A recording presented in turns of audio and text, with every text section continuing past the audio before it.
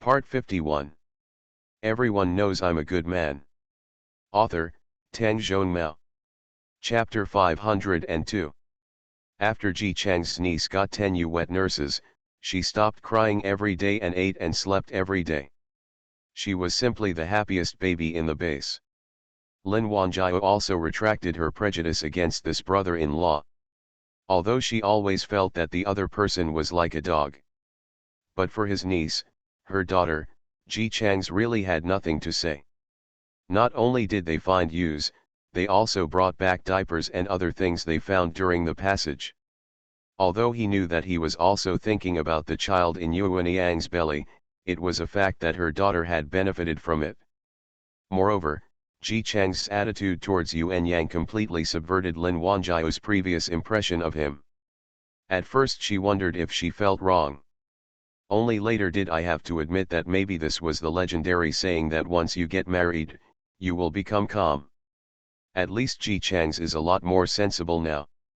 Although he often goes out, he still has people bring things back from time to time. They range from various prey items to beautiful baby clothes.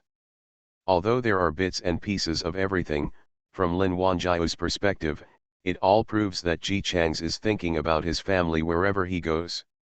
And everyone in the entire base was also thinking about Ji Chang's. With the success of the first pass to other cities, countless soldiers sat on the Xiao railway to go to the city that was not very far on the map, killing the zombies inside bit by bit, and bringing the living people back to the base. Boiling. After the apocalypse, zombies, animals, wildly increasing plants, everything is different from before the apocalypse. No one thought that it was actually possible for them to return to the days before the end of the world. The success of the pathway means that the end of the apocalypse is really possible, so how can we not be excited about it? The opening of roads one after another inspired the enthusiasm of many Chinese people who were living in confusion. Everyone is once again full of expectations for the future. Many people have applied for passage quotas, and those who have not applied are waiting for news at the base. Every time a road is cleared, the base will be excited for several days. If you hear cheers erupting in the base one day, no need to ask, it must be that the passage somewhere has been successful. Life is no longer just despair and numbness, but also has expectations and hopes. Xiao's last growth period is over. Its current shape, if I have to describe it, is like an enlarged version of the subway. Fortunately, my appetite has returned to normal, and the food I need to eat is not that exaggerated. If I feel that the python shape is too scary and there is no place to put it, I can just turn into a human. But Xiao still likes to become a python. Because this way he can work equals W equals. After Xiao learned how to read, he kept reading. Although he forgot the front after reading the back and forgot the back after reading the front, he also learned a lot about human beings. Human beings all have jobs. Just like Brother Nagasawa, his job is to pass through. Sister Yuanyang, after giving birth to her baby, she became a network correspondent. It is said that she started one group chat after another. According to Sister Chenchen's words, she was collectively called the administrator. Even the baby, Brother Nagasawa said, has had special powers since birth. Although he is still a baby, he will unconsciously pull people into the online world. I have seen that scene before. The little baby was lying in the cradle giggling, and in the sky above, where the ceiling should have been, there were stars one after another. It's too beautiful to be true. In fact, that is indeed not true. According to Brother Nagasawa, a star represents a person. When these people fall asleep, the baby will unconsciously pull them into an online world. Everyone was shocked at first, thinking that everyone was dreaming together. After searching around, I found a little baby. In the end, it turned into one sentence, as expected of Ji Chang's and Yuanyang's child. Newborn babies seem to have special powers. Although they are all weird, Brother Nagasawa said that now everyone no longer feels uncomfortable because these powers cannot adapt to the world. Xiao knows why. Because everyone has learned to adapt the world to these abilities equals W equals. Just like the online world of a baby. Ever since Brother Nagasawa made a device to control babies and not let everyone in, those who want to enter the online world will receive a device to allow them to enter. Then, every night, many people enter the online world. Therefore, the little baby also has a profession. It is said that he is called a network administrator. As a snake, Xiao doesn't understand what a network administrator means before the end of the world, and thinks this profession sounds very nice. But for some reason, the other brothers and sisters would burst into laughter every time they heard it. So after all is said and done, Xiao also wants to have a job. He showed the drawing to Brother Nagasawa, who held his chin and thought for a while, then said, "Okay, Xiao, then you can do the high-speed rail." Since then, China has had a new type of high-speed rail called Xiao High-Speed Rail. Xiao High-Speed Railway, I work at irregular times, and I don't know where my destination is when I don't work. Tickets are all kinds of prey. The way to give tickets is to throw them into Xiao's mouth. Then Xiao can start off. The 5th year of the apocalypse. The zombies in various cities have been cleared away bit by the state. New technologies adapted to the apocalypse and today's supernatural powers have also emerged one after another. People are also accustomed to fighting wits and courage with the beasts. The saying that everyone should practice martial arts is not a joke. In today's post-apocalyptic world, even a 7-year-old child can easily lift a large stone. Bloodshed and sacrifice are rare anymore. Some occupations that were used before the end of the world have also reappeared. Although they are very few, they also mean that society has been completely stable. On such a very ordinary day, the country announced that a zombie vaccine had been developed. After everyone is vaccinated, they will not be infected with the zombie virus again for life. Even if you are scratched or bitten by a zombie, it will only be an ordinary flesh wound, and you will not die as quickly as before. After the news was announced, the whole country celebrated. Even if the zombies in each city have been meticulously cleaned up, humans who are increasingly capable of fighting are no longer as fragile as they were when the apocalypse first occurred. It is easy for one person to fight 5 zombies. But the fact that people will die quickly and turn into zombies after being infected with the zombie virus has always been what people fear the most. The beginning of the apocalypse is the beginning of zombies. Now the end of the apocalypse is also the end of zombies. The vaccine was quickly arranged, and within half a month, all citizens were vaccinated. The endless reincarnation of zombies ends here. The end of the world was also announced. Xiao was very busy on this day. Because there were suddenly a lot of extra passengers. They said that the apocalypse was over and they wanted to go back to their hometown to see it. After feeding Xiao tickets, they took their own long seats, chose a seat on the Xiao high-speed train, put the seats on it, and then got in. The prototypes of these seats may be pre-apocalyptic aerial gaming safety chairs, with thick hemp ropes on each seat. Don't get me wrong, that one is not for doing bad things. It's used to tie yourself up. After all, the Xiao high-speed train is too fast. If you don't tie yourself up tightly, the tragic situation may happen that the passengers will be thrown out first when the high-speed train is halfway through. Although everyone nowadays is rough and thick-skinned, even if they are thrown out, they will not die, but Xiao will not notice what happens next. After all, his body is so long that you can't see the back at all. Xiao is very happy working as a high-speed train. In particular, after the country discovered that the Xiao high-speed railway was really good, it began to tame some huge beasts as travel tools. Xiao suddenly gained many colleagues. Although I don't know why my colleagues seem to be afraid of him. But it doesn't matter, just don't be afraid of them equals W equals. Then the happy days of Xiao came to an end. The apocalypse is over and the school reopens. As an older child, Xiao has started entering 1st grade. He never understood why he, a snake, still had to learn mathematics. Brother Wu Bei seems to be very experienced. Xiao Ziyu, don't think that mathematics is useless. Your brother Nagasawa and I relied on mathematics to escape all the way. Ziyu, equals. Don't think that you don't know because he can't speak. In fact, brother Nagasawa is lazier than him. Since the end of the apocalypse, I have been playing games and fishing every day. What does it mean to experience retirement life? Brother Nagasawa obviously just wants to play. But no one believed in the paintings painted by Ziyu. Everyone would just smile and touch the little boy's head, and then tell him, Ziyu is too young to understand. Your brother Nagasawa is a great hero. How could he be so playful? Ziyu, equals. In short, although Nagasawa's brother sent him to school for him to study, he played games at home, fell asleep, and entered the online world with his baby, playing games.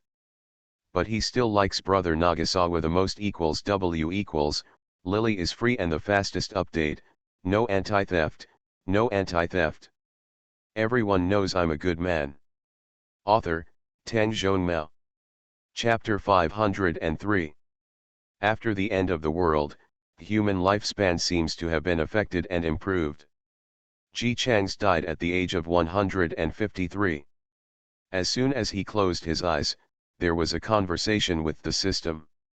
When he opened his eyes again, he directly saw the curtains on the bed. The ancient world.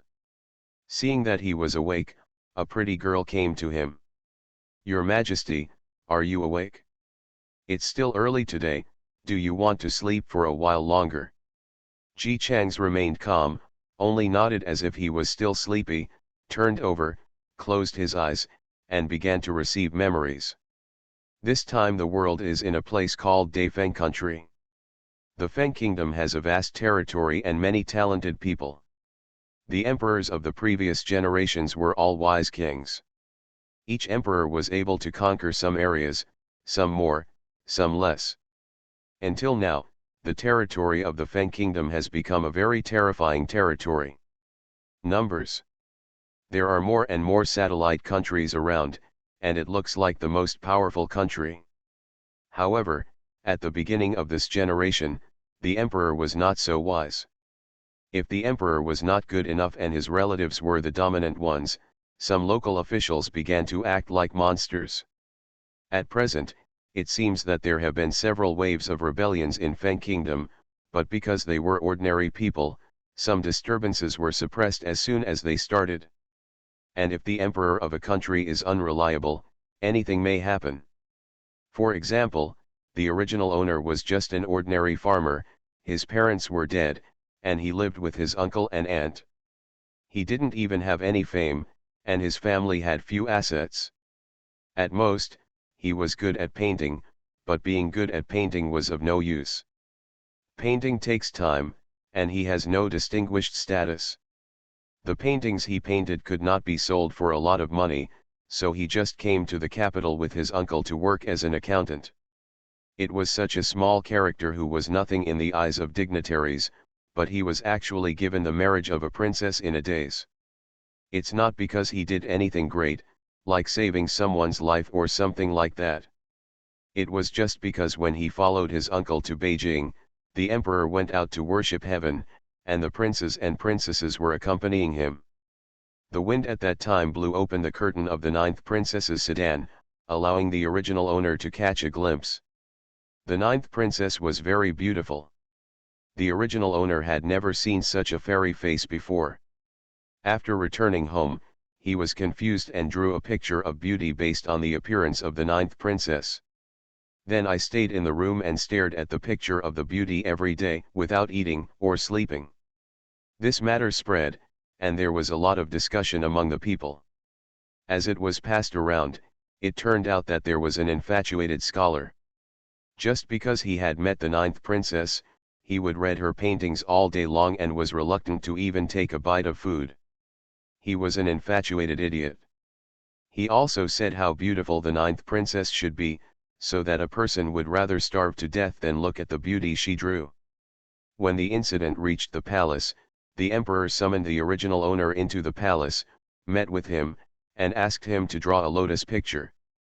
After that, he said that he was handsome and infatuated with the princess, so he married the 9th princess to him. He also gave him 500 taels of silver and asked him to buy a house and prepare for the wedding. The original owner was flattered and his wish came true. He happily returned home with the money. His uncle and aunt were also happy for him. They used the money to buy a small house, add furniture, and marry the princess.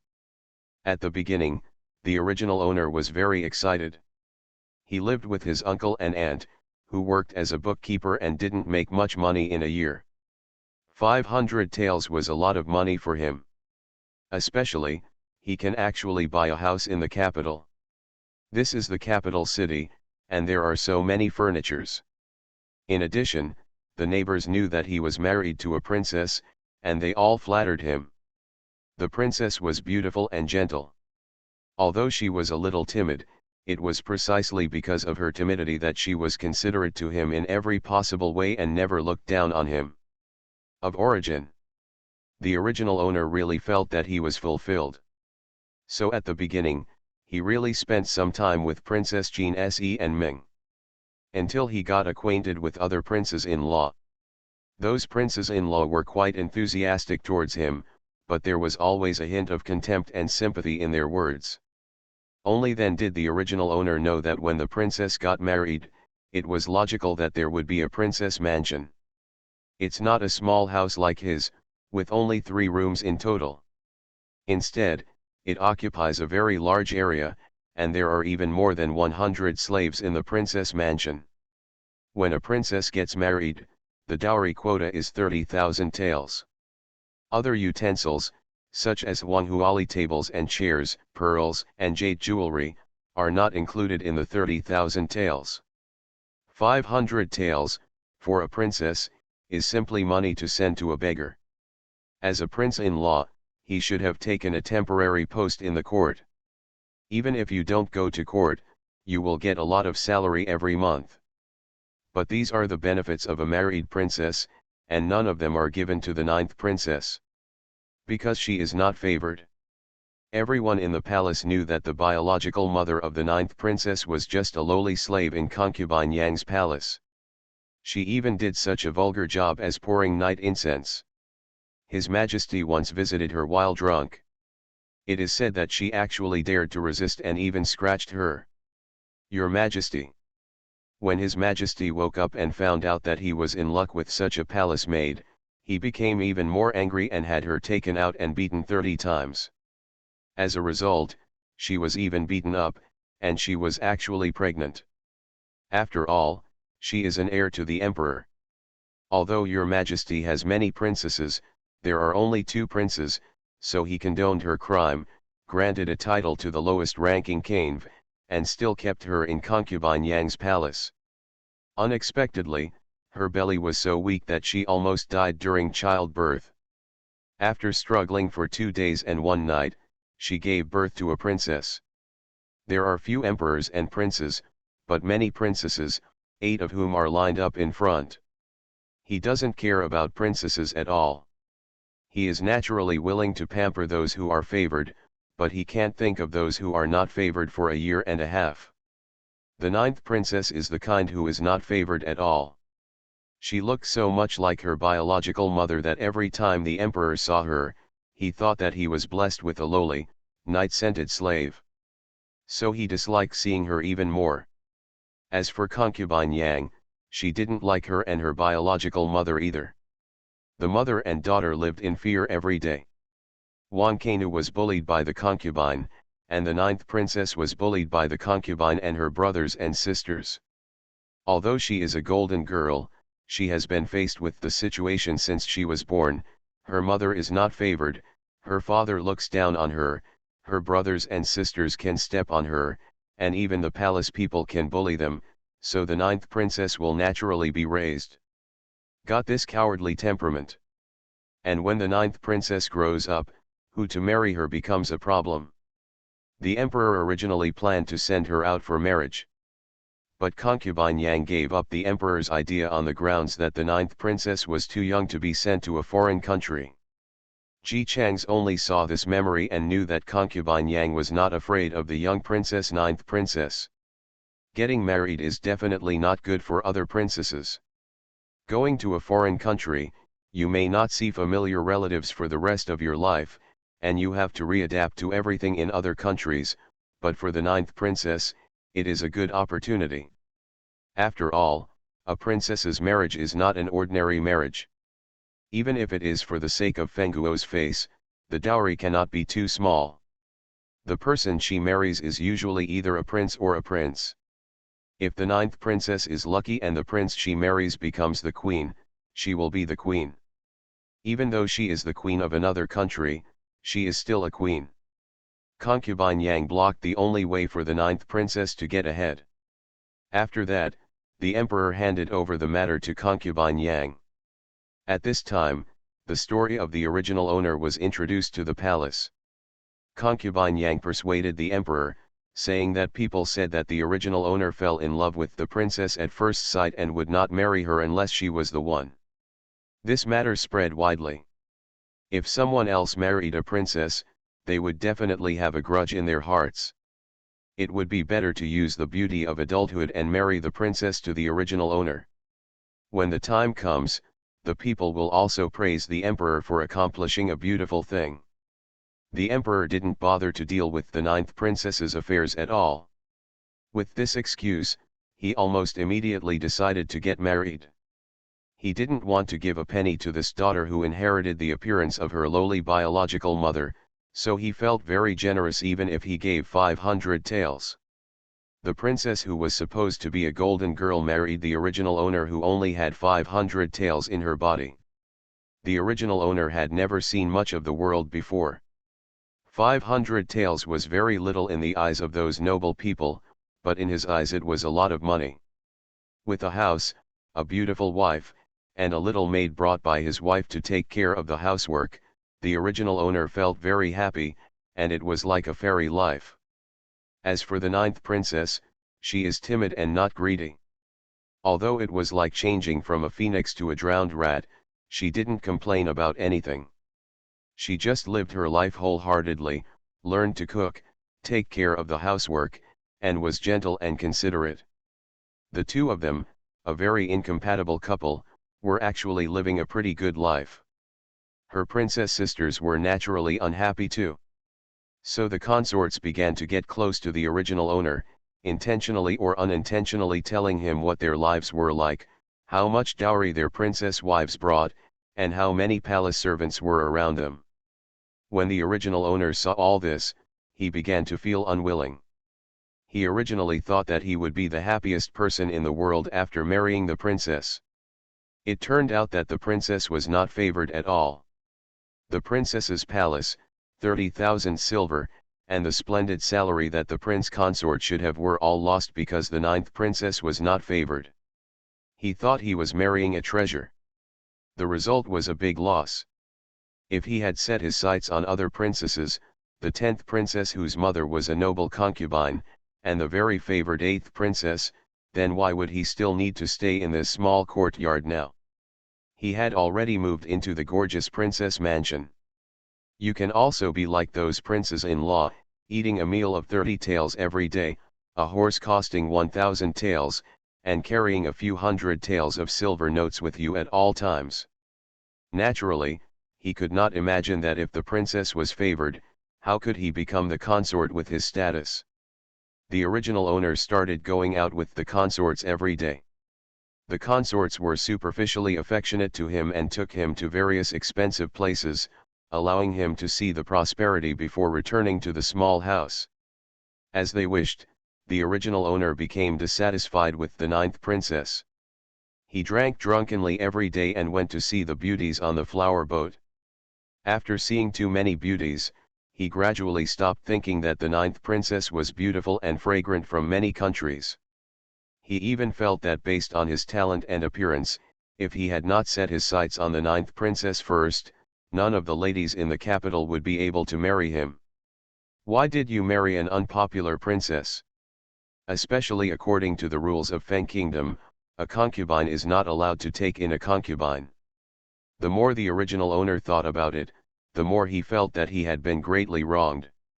He began to complain that his princess wife's nose was not her nose and her eyes were not her eyes, and he would lose his temper every night when she came back. The original owner was not engaged in production and the family had no income, so the consorts deliberately lured him to some expensive places. In the beginning, the princes were generous to him. Not only did they take him to play, they even took the initiative to lend him money when he was short of money. This went on for a long time, and they waited patiently for the original owner to get used to going to expensive places. Suddenly one day, they found a ninth princess who angered the sisters. Now the other princesses will not let them go with the ninth prince consort. For the reason, we collectively stopped playing with the original owner. The original owner, who was used to eating in high-end restaurants and having other consorts rushing to give him money when he went out, suddenly had no one to pay the bill, but he still wanted to maintain his original life, and he suddenly fell into embarrassment. Especially in the past when gambling, he would take the winnings himself and the other consorts would give them to the losing ones. Now when he gambles, he loses everything in just one day. But he still wanted to gamble after becoming addicted to gambling, but he had no capital, so the original owner thought of borrowing a loan shark. Usury, compound interest. The consorts left the house alone for only a month before the original owner was forced to sell the house and furniture to pay off the debt. But these things are still clear, and the gambling addiction is still there. He went to gamble as usual, and borrowed loan sharks when he had no money. The ninth princess pawned the jewelry and clothes he brought from the palace, and tried to persuade him not to gamble again. Instead, he became impatient and started to take action. The original owner was still very scared at first, especially after discovering that the ninth princess had returned to the palace to ask for help. However, the emperor never met the ninth princess, let alone supported his daughter. Realizing that no matter how he treated the ninth princess, the emperor would not care. The original owner became bold and began to punch and kick the ninth princess at every turn. Later, despite her obstruction and pleading, he sold the maid who had grown up with her. Later, when he got caught up in gambling and was called for debt by a loan shark, he directly signed the selling document and sold the ninth princess. The ninth princess was sold to a brothel. In despair, she had no way to survive and had no choice but to commit suicide. When news of this incident reached the palace, the emperor issued a hush-hush order because the princess died in an unseemly manner. The incident was kept secret, and others only knew that the princess died of a serious illness. As for the original owner, the consort, he was naturally executed secretly because he had harmed the royal family's reputation. After reading it, Ji Chang's was simply amazed. Therefore, when the emperor starts to act magically, any magical things are possible in this country. A dignified princess was actually sold into a brothel. And the trafficker actually dared to buy the princess. The brothel actually dared to force the princess to accept guests. However, if these seemingly magical and incredible things are viewed from God's perspective, it will require another level of interpretation. Several times, he was willing to lend money to the original owner, a person who seemed to have no money at first sight, and a loan shark with a high interest rate. Renyazi who is willing to buy the princess. The brothel that took in the ninth princess and forced her to pick up customers. Even if the ninth princess did not die in the end and successfully fought without accepting the guests, the royal princess was still not favored. If she was reduced to such a place, her reputation would be completely ruined. Even if she didn't want to die, the emperor would give her death. This may be the reason why the ninth princess committed suicide in despair. From the moment she entered the brothel, she had no choice but to die. Ji Chang's doesn't believe it if no one is pushing for all this. No ordinary person would have the guts to touch a princess. Even if she is an unfavored princess, it is not something that ordinary people dare to imagine. This is a crime of confiscating a family and genocide. After going over these things in his heart again, Ji Chang's had a clue and opened his eyes again. Seeing him sitting up, the girl who was guarding him came over immediately. The prince-in-law is not sleeping anymore. Won't sleep anymore. Ji Chang's rubbed his brows and felt a slight headache. He smelled of alcohol, and it seemed that the original owner had returned after being drunk again. While the girl was helping him get dressed, she carefully looked at his face and whispered, "Prince-in-law, you drank too much last night and said some unpleasant words to the princess." The princess cried for a long time, but she still cooked for you personally this morning. If you sober up, please make amends with the princess. Ji Chang's didn't show any surprise on his face and just nodded, "I understand." When the girl Hanzu saw this, her heart went cold for a moment. The prince-in-law came back drunk last night. The princess just asked why she went out and drank so much wine, and she was pointed and scolded by the prince son-in-law. He even said that if she wasn't favored, why would he go out to drink? He could just drink in the princess's house, and then detailed the other consorts' happy lives one by one. She eats delicacies from the mountains and seas every day, wears silks and satins, and even travels on the lake in a gorgeous boat. But he, the ninth prince consort, could only live in such a simple little courtyard and eat ordinary home-cooked food. Hanzu felt aggrieved for the princess after hearing those words. The princes-in-law have money, but they don't spend the princess's money. They can be given princesses in marriage because they have a distinguished family background. Which family has no background? Although the princesses have rich dowries, they will not give them to the prince-in-law. The prince consort is not as good as the other prince consort, obviously because he has no money, but it makes no sense to blame the ninth princess. But she also knew that no one would support the ninth princess. His Majesty has always looked down upon the princess, and concubine Yang even regarded the princess as a thorn in her flesh. She wished that the princess would be bullied by the prince-in-law, so it would be better if she did not add fuel to the fire and fan the flames. She and the princess didn't have the confidence to confront the prince-in-law, so they could only compromise and coax the prince son-in-law. The princess cried for a long time, and Hanzu also persuaded her for a long time. If they wanted to have a better life in the future, they could only swallow these grievances. I think the prince-in-law was very considerate and caring to the princess in the past, and the words he said to the princess must have been caused by his drunkenness. When he sobered up, the prince son-in-law would naturally regret it. She stayed by the side early in the morning just to see if the prince-in-law made a drunken slip. But looking at it now, the prince-in-law was not surprised at all. He remembered what happened last night. But there was actually no anxiety or worry at all. Could it be that those words last night were not drunken gaffes but drunken utterances? Hanzu's heart was pounding, and she couldn't help but glance at Ji Chang's a few more times, trying to figure out what the prince-in-law was thinking, only to find that the prince-in-law had been looking outside. Being led by the prince consort, Hanzu couldn't help but look outside. As a result, she was startled when she saw that there was actually someone peeking in on the wall of the small courtyard. From that perspective, if you were standing in the yard or elsewhere, you would definitely not be able to see that person. Ah! Hanzu was so frightened that she almost lost her hold on the robe in her hand. Yes, there is a thief. What a surprise! Ji Chang's was calm, not surprised at all, and even warned, "Don't tell anyone what you saw about this person." Hanzu was originally panicked because of the thief spying on her, but when she saw Ji Chang's very calm look, she somehow calmed down. She asked in confusion, "Prince-in-law, this is obviously a thief. Why don't we report him to the official?" "Report to the official?"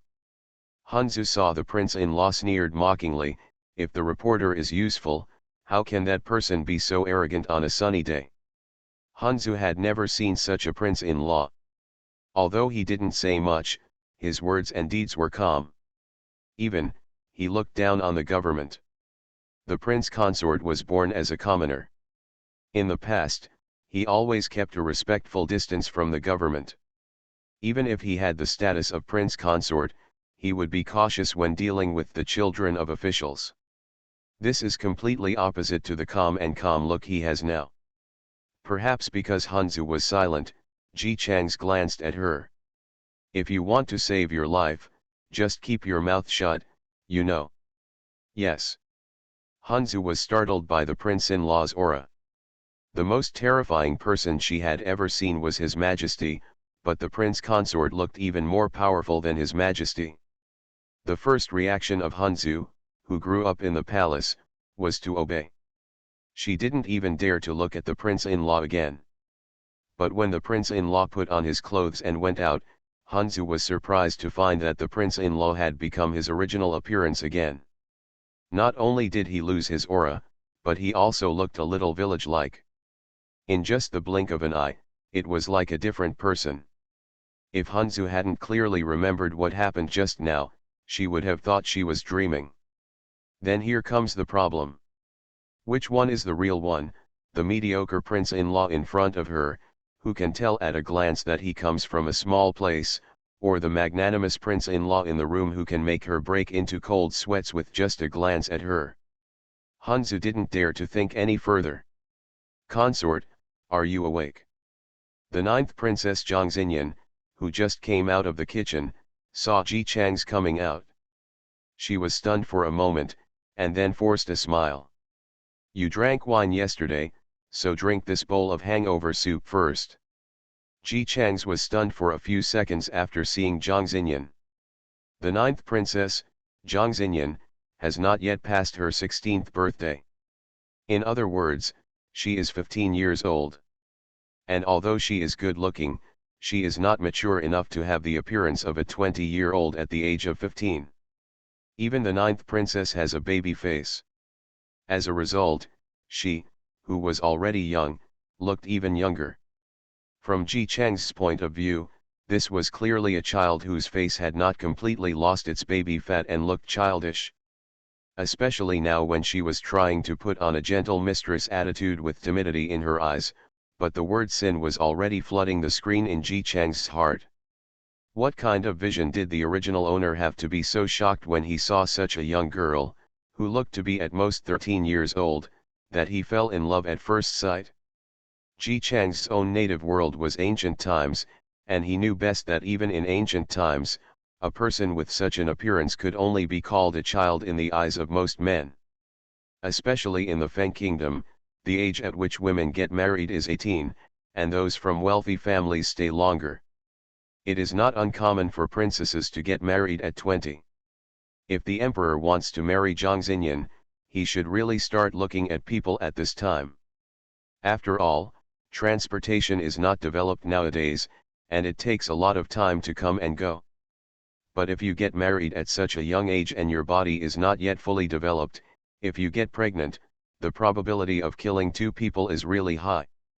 It seems that the emperor really hates this daughter.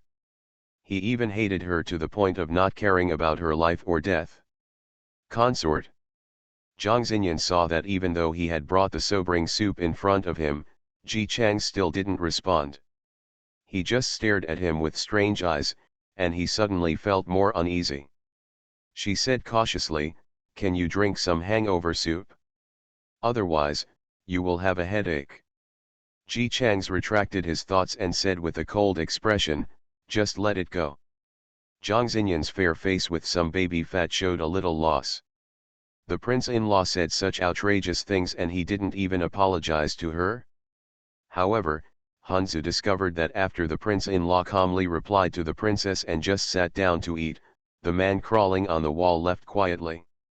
Immediately afterwards, the prince-in-law glanced over there as if unintentionally, with a smile on his face, and took the princess's hand and asked her to sit down. "It was my fault last night. I drank too much, listened to some gossip, and became confused. Now I have to apologize to the princess. I hope the princess will not feel sad because of those words." The princess didn't have any scheming, and her face immediately became happy after hearing this. Hanzu reacted immediately. The prince-in-law was deliberately cold to the princess. Is it for the sneaky prying eyes? Why? Bahi free and fastest update, no anti-theft, no anti-theft. You are listening to novels at Bless Up channel. Wish you happiness and luck. Please subscribe to receive new novels. How do you feel about this novel? Please like and leave a comment. Everyone knows I'm a good man. Author, Tang Zhongmao. Chapter 504. Ji Chang's was very satisfied with this meal. But when he put down his chopsticks and saw Zhang Xinyan, who looked like a freshman in high school in front of him, he choked up when he held the handkerchief. Especially after noticing that the inside of Zhang Xinyan's arm was burned. He put down the handkerchief, picked up the other person's hand, and frowned deeply. Why did you get burned? Have you given any medicine? Zhang Xinyan shivered and wanted to take back her hand but didn't dare.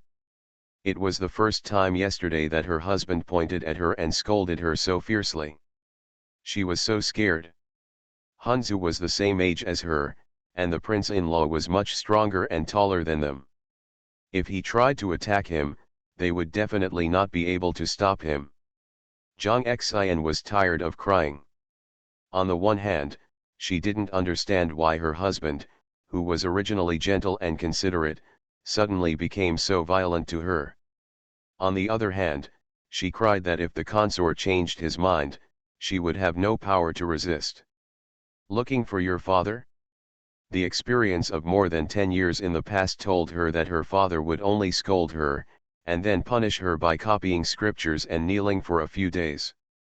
To resist the consort, concubine Yang knew everything about her affairs in the Ji family. If she dared to resist the consort, concubine Yang would be able to call her into the palace the next day and make a fuss about her being disrespectful to her husband.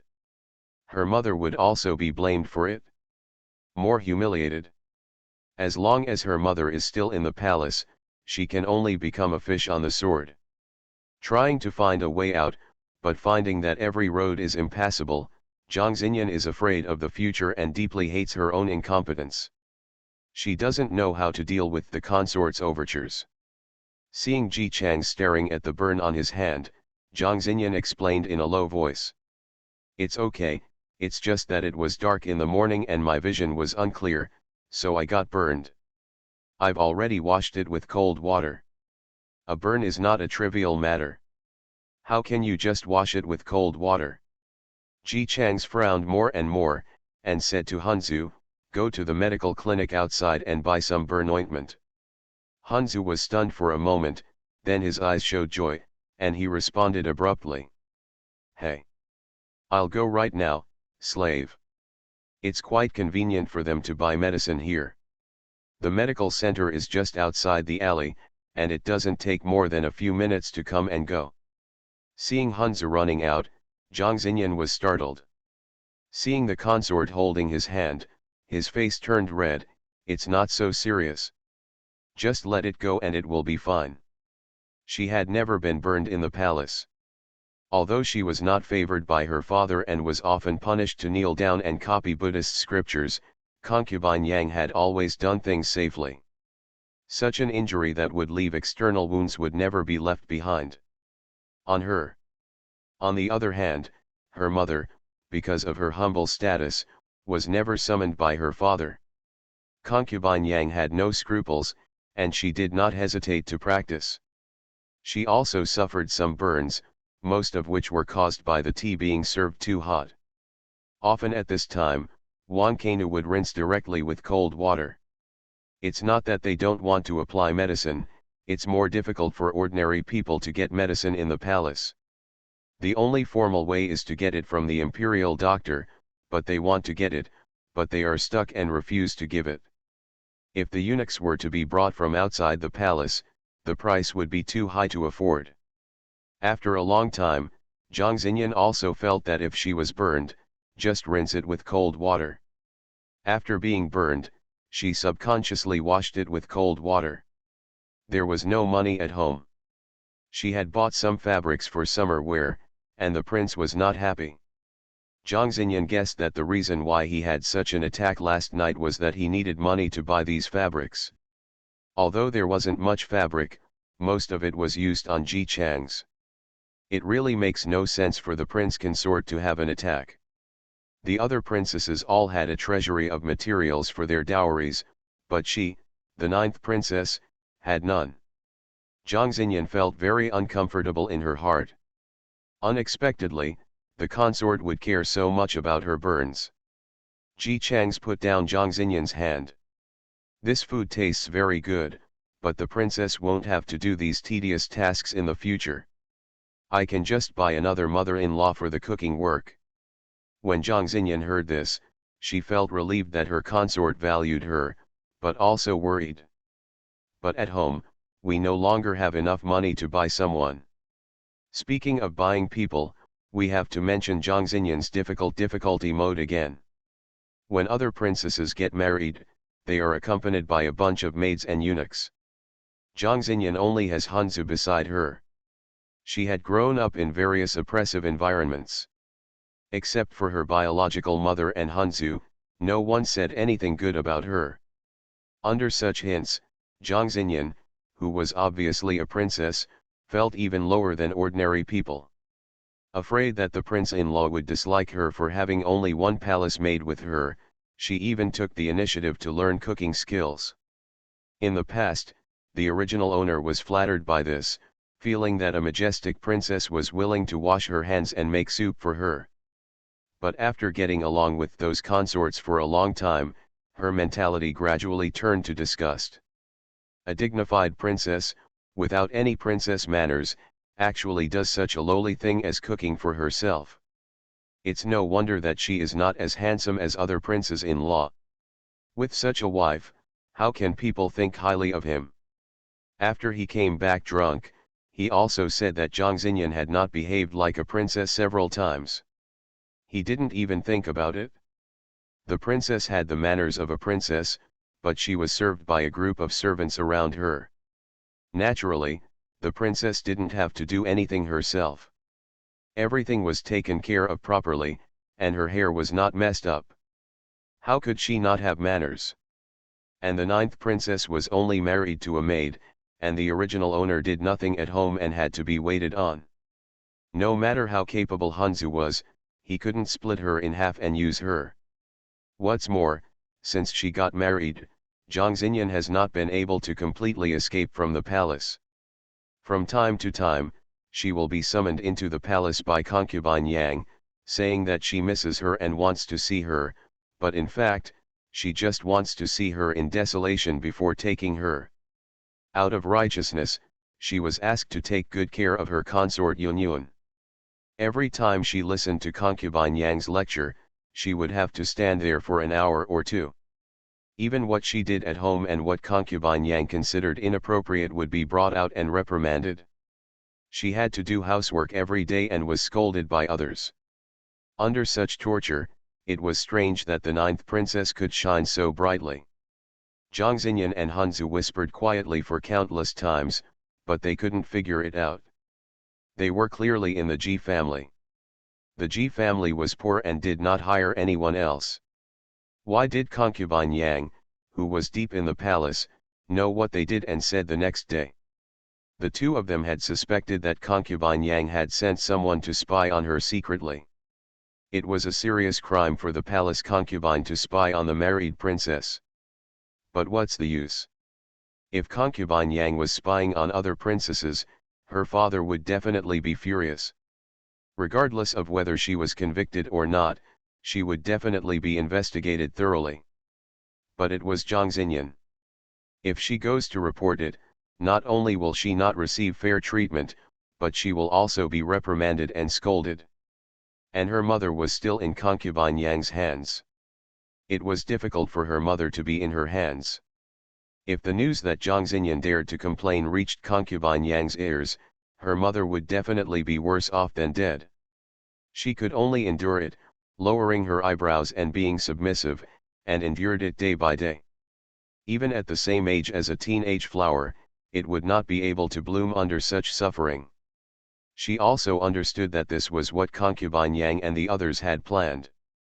It just requires her to take care of the housework day by day, leading to a life of depression with no way out, and withering away a little bit.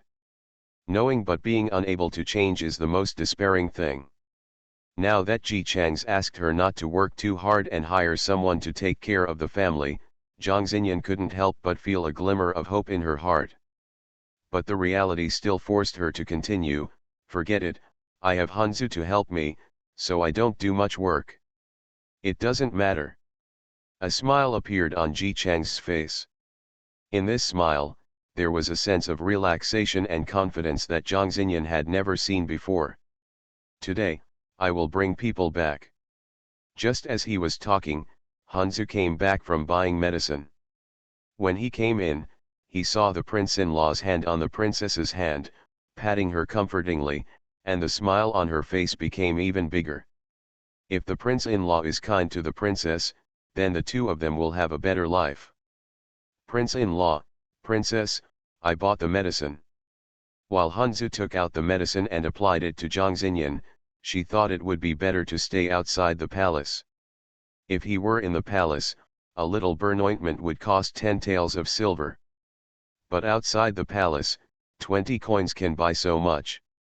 The cool touch fell on the injured area, covering up the original slight pain. Zhang Xinyan had grown so big, and this was the first time he had been injured and had medicine applied on it. He was suddenly filled with novelty, and felt an inexplicable astringency in his heart. Seeing that her husband got up after seeing her apply the medicine, she quickly asked, "What is the prince-in-law going to do today?" Ji Chang's also didn't hide it. "The third prince-in-law and the fifth prince-in-law asked me to go out and join them today." The smile on Zhang Xinyan's face suddenly became a little forced. The mother of the third princess is Xiu Zaiyi, who also lives in Fixia Palace where concubine Yang lives, while the fifth princess is concubine Yang's daughter.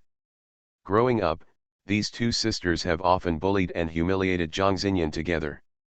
She originally thought that her two sisters would not return to the palace often after they got married, and they would not need to see each other too much when she got married too. Turns out she thought it was too beautiful. The third prince consort and the fifth prince consort Su had the princess's wife's instructions. They often took the initiative to ask Ji Chang's out.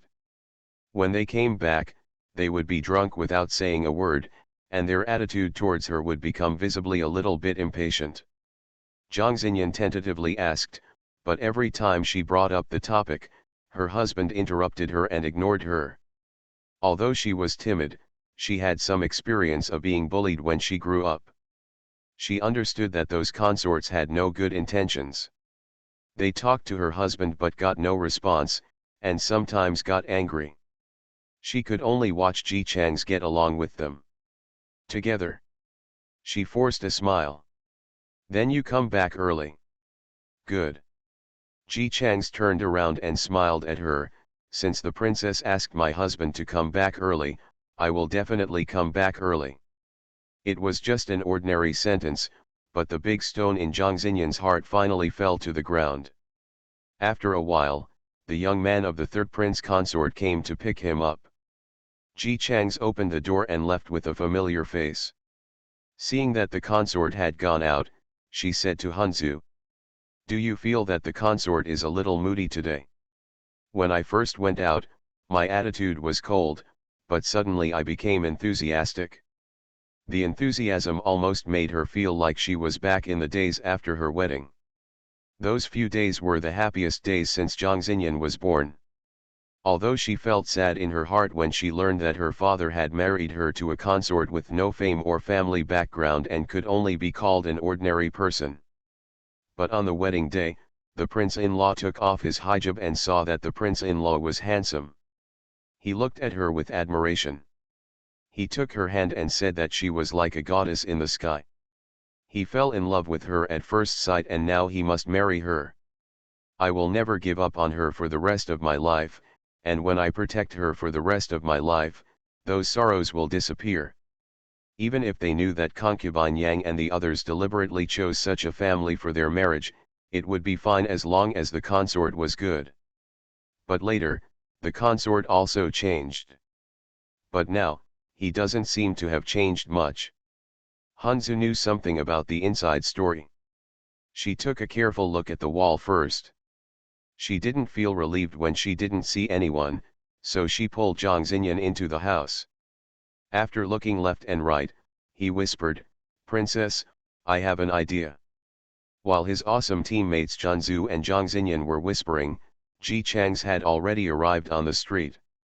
Yesterday, the third prince consort and the fifth prince consort invited him to watch a play and drink tea at Tianhe Tower. Tianhe restaurant is the most expensive restaurant in the capital.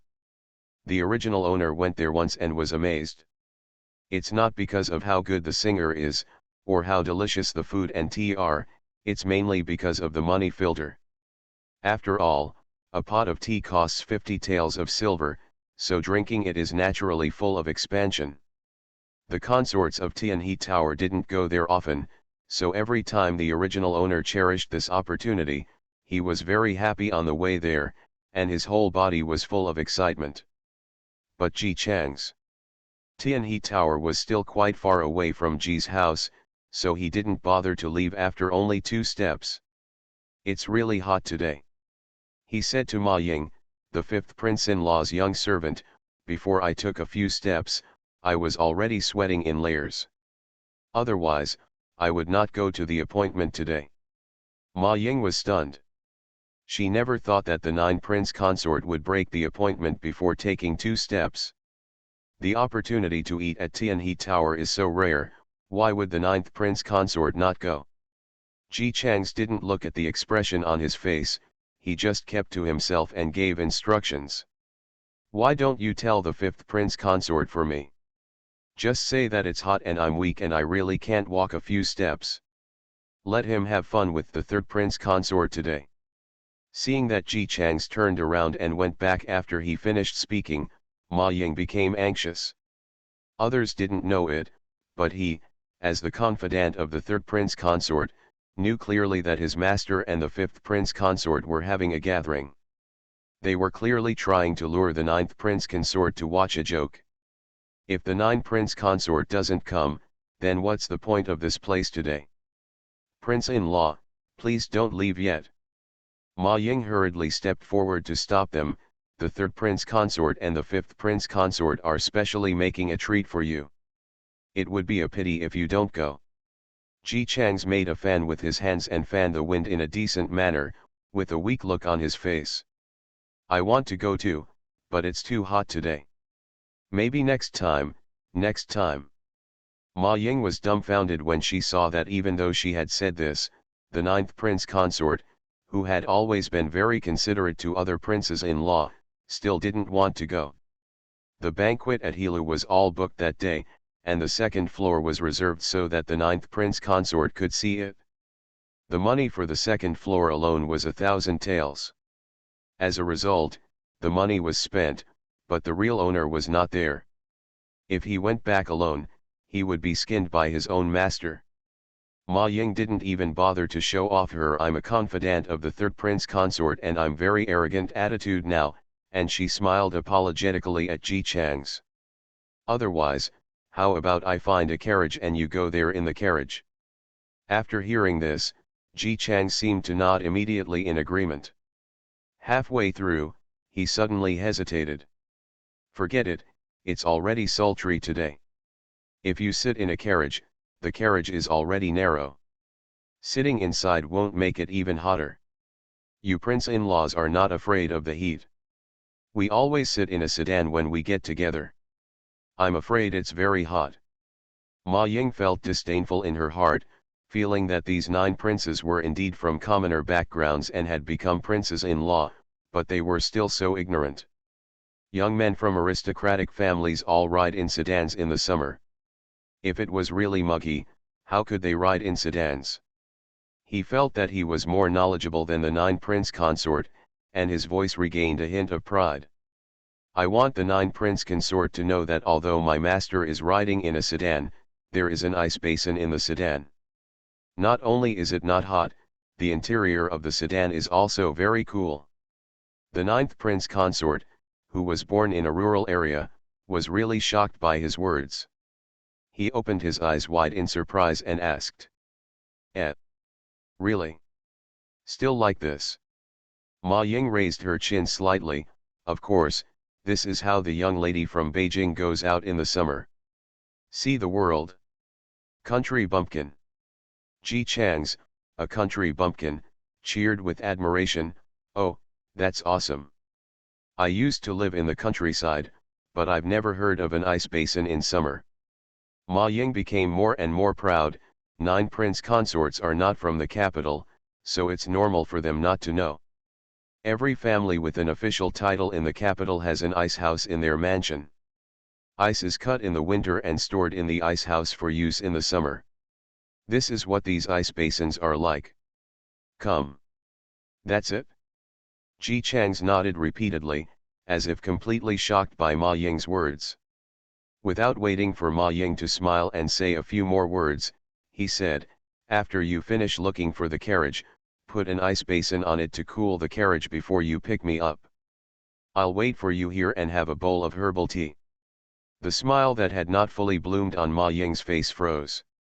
This, if we want to use ice, I can't be the master. Although there are ice basins stored in their house, ice is very rare in summer. Even if he is the confidant of his master, he cannot use it at will. You actually can't make the decision. Country bumpkin Ji Chang's looked surprised. "I saw that the third prince consort took you with him wherever he went, and I thought you were his confidant." Ma Ying. He couldn't even hold back his stiff smile now, so he could only try his best to explain. "Ice is very precious, and the government has its own rules. Even our consort, we use a lot of ice in a day." "Huh? That's it?" Ji Chang's was very reasonable. "Forget it, since it's precious, don't go and get it." Ma Ying breathed a sigh of relief. "The 9th prince consort is reasonable. I would like to thank the 9th prince consort." "No thanks, no thanks." Ji Chang's had no airs at all. He waved his hand and walked back. Ma Ying was stunned and quickly caught up. 9 prince consort, you are going the wrong way." "No objection, am I not going home?" As Ji Chang's walked, he smiled, and said to him, "I am weak and physically weak. I really can't support walking. The sedan is stuffy and I can't get ice cubes, so I'd better go home." "Hey, why are you following me?" "No need to follow, no need to follow, I don't need your service. You go back and help me and the 3 and 5 princes consort. Just say that we can get together next time when the weather gets cooler and let them have fun." Ma Ying. If the 9 prince consort really doesn't go today, how much will his master lose today? 9 consorts stay. Ma Ying stopped Ji Chang's and smiled dryly. "This slave cannot be the master, so I will go and ask the master for instructions, and ask the consort to wait a moment." When Ji Chang's heard this, he first showed a hesitant look on his face, and then nodded. "That's fine, I'll drink herbal tea here and wait for you, but you have to come back soon. It's so hot outside. If you don't come back after waiting for a long time, I will go home." He didn't say the rest, but Ma Ying heard it. When he got home, even if the sedan came, Ji Chang's would not come out.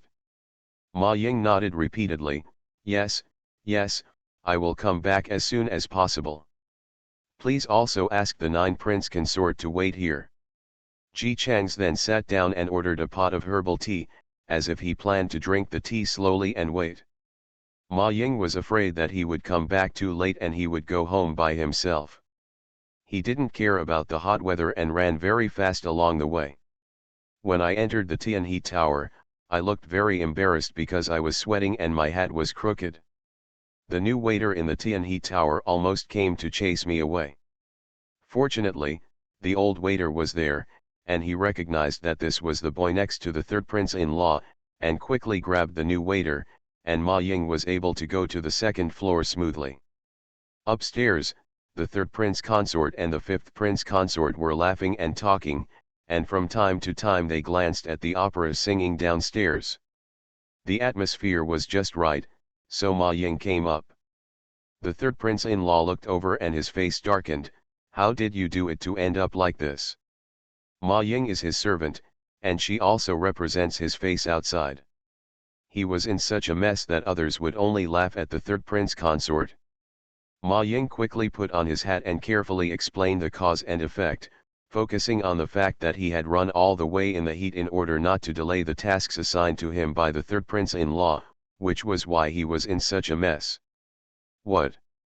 The cup of tea held by the third consort fell heavily on the table, spilling a lot of tea. Another boy waiting next to him quickly took out his handkerchief and carefully wiped his hands. I invited him here, but he still dared to dislike the heat. This pariah from the countryside became the consort because of his luck, and now he dares to get married with me. Seeing that his face turned red with anger, the fifth prince consort took a leisurely sip of tea. I don't think it's Canada, it's just that I can't bear this kind of hardship. You also know what the ninth prince consort is like. We have always been affectionate towards you, and the appointment was with Tianhe Tower. If we weren't really weak, he would never dare to refuse. The third prince consort sneered, but he still refused. According to me, there is no need to go to such trouble. We need to accompany him in acting every day. We can just break one of his legs or beat him to death. How can the life of the ninth princess be easier without her consort? He said something about beating the current prince-in-law to death, but Ma Ying and the fifth prince-in-law's servants lowered their eyes and pretended not to hear, with no trace of surprise on their faces. Obviously, the three princes-in-law had said these words often before. The fifth consort put down the teacup. You are always so restless. Have you forgotten the princess's instructions? If he is really crippled or killed, and the ninth princess is without a consort, your majesty will definitely want to send her out for a marriage. Princess, she takes the blame, can you bear it? The three princes suddenly stopped talking. The powerful people in their country don't like widows remarrying, but that's not the case in other countries. In many countries, a woman who has been married several times can become a queen. Although His Majesty hates the ninth princess, it is precisely because of his disgust that he will not be reluctant to send the ninth princess out for marriage. And if the ninth princess really turned over and became the wife of a royal family from another country, their princess wife would definitely be furious and blame them. Since we want to learn from the ninth princess, why not start with her? Why do we have to go around in this circle and accompany that countryman to eat and watch a show? It's really boring. The fifth prince-in-law is obviously more calm than the third prince-in-law. The ninth princess is of His Majesty's blood after all. Even concubine Yang would not dare to go too far. If we really take action and are found out, even if His Majesty no longer cares about the ninth princess, then we will be charged with confiscating our family and exterminating our ancestors. For the sake of a ninth princess, they would not take such a risk. So I would rather go to a little trouble, get close to Ji Chang's and induce him to do it.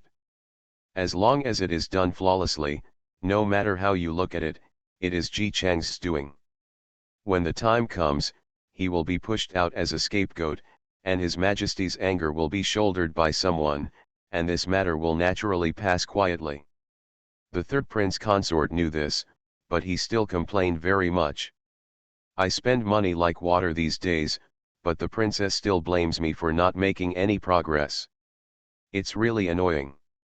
Speaking of this, the fifth prince consort also felt resentful. The grudges between the princesses can't be resolved in the palace. I want them to do it themselves. But none of them came from a noble family. Even if they were dealing with an unpopular ninth princess with so many relatives behind her, they had to be careful before starting. Otherwise, if something goes wrong accidentally and the princesses are His Majesty's biological daughters, the whole family will be directly punished. And the princess has a very unruly temperament, and will lose her temper at the slightest dissatisfaction, which is really miserable. In order to deal with Ji Chang's, several consorts did a lot of investigating. Naturally, He also knew that the ninth princess had a docile temperament and even cooked soup for the ninth prince consort, so she felt a little more jealous in her heart.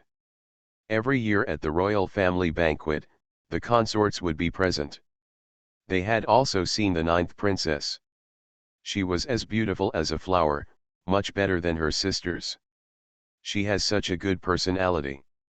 If it weren't for her mother's family failure and being unpopular, it wouldn't be a pleasure to have such a princess and beauty at home. It's a pity that Ji Chang's, a commoner from the countryside, was taken advantage of. The fifth prince-in-law had various thoughts running through his heart. He glanced around and made sure that he was the only one around, then he unscrupulously approached the third prince-in-law and whispered in his ear. "You don't have to complain. When things are done, it will be worth it for you and me to lie down in Chengxianjiayuan." The third prince-in-law understood, and a smile immediately appeared on his face. The fifth prince-in-law also has this thought. They had already discussed the process. Since the princesses wanted the ninth princess to suffer humiliation, the most humiliating thing for a woman would be to be insulted. The script has been written. The ninth prince consort became addicted to gambling and was so bold that he concealed the identity of the princess and sold her to a brothel. When the princesses realized something was wrong and rescued her, the ninth princess had already been given a mute drug and was taken over. Many customers. At that time, the crime will be attributed to the ninth prince consort. For the sake of royal reputation, the ninth princess will also be executed by His Majesty himself. After coming up with such a plan, the princes naturally had other ideas. Anyway, when the time comes, the ninth princess is sent to the brothel. Her voice is hoarse, her eyes are covered, and she doesn't know who the guests are. They had been coveting the ninth princess for a long time. When they had this opportunity, of course they had to take advantage of themselves first. It's such a pity that the ninth princess followed such a vulgar person. The fifth prince-in-law waved his fan, with a look of regret on his face. Although the ninth princess looks young now, if she is raised for a few more years, she will definitely be a stunning beauty.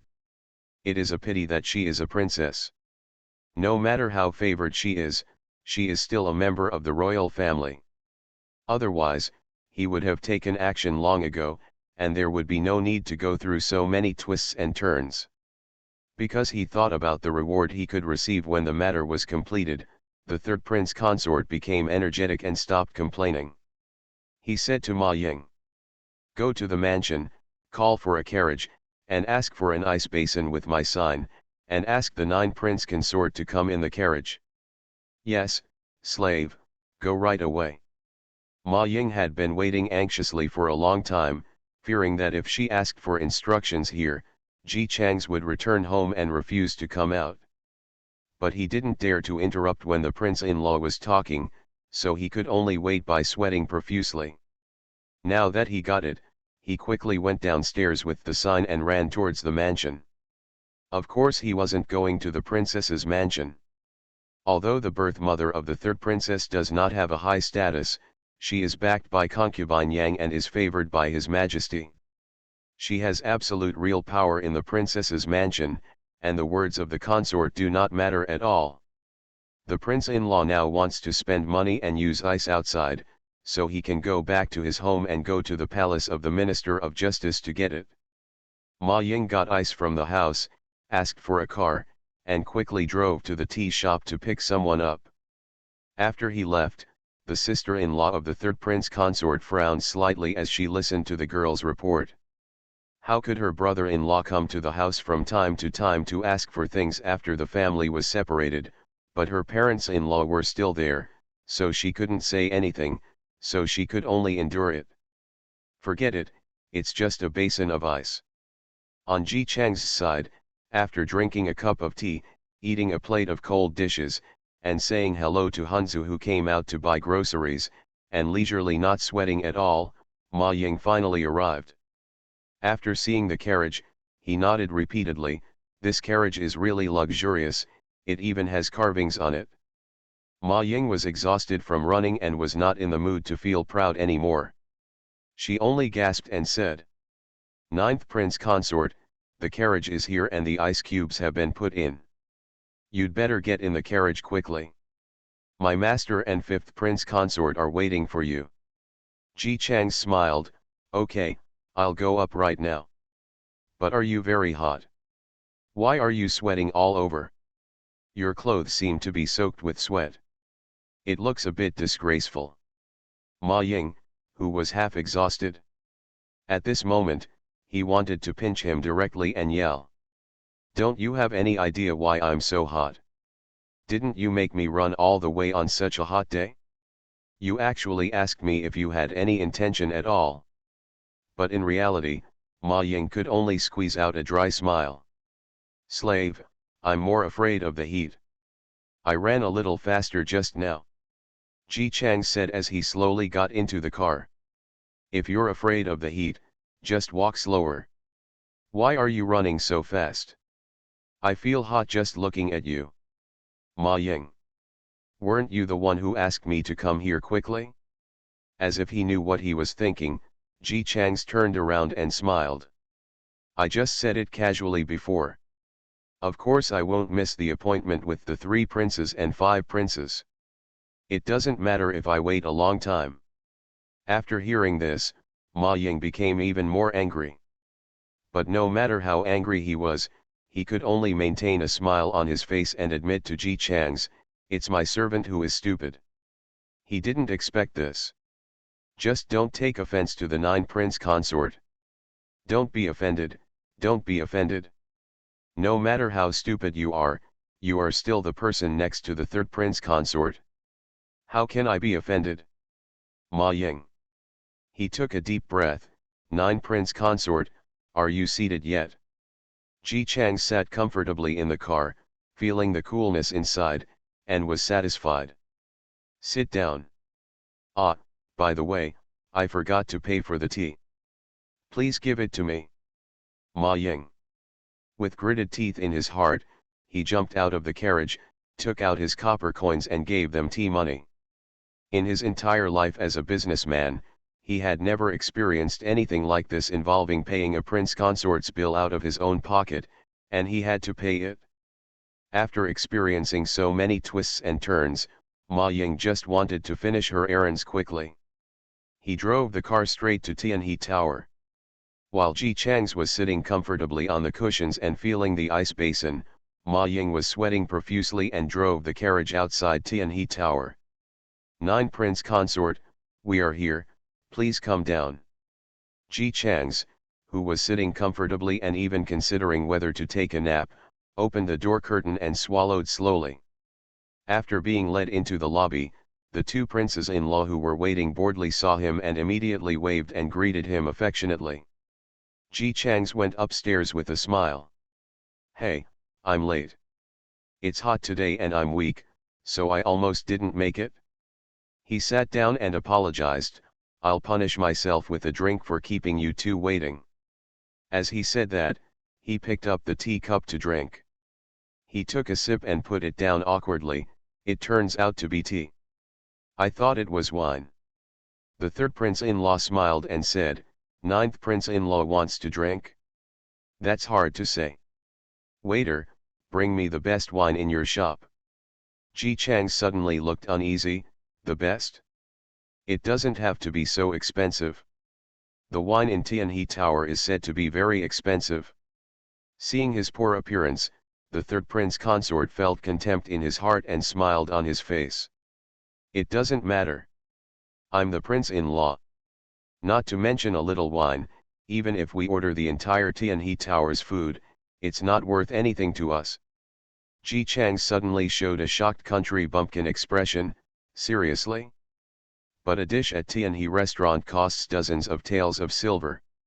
Seeing that he took the bait, the 3rd prince-in-law showed even more disdain on his face. We are marrying His Majesty's daughter. A few dozen taels per dish is nothing. Princesses are prosperous. Once we marry a princess, we will naturally follow the rising tide.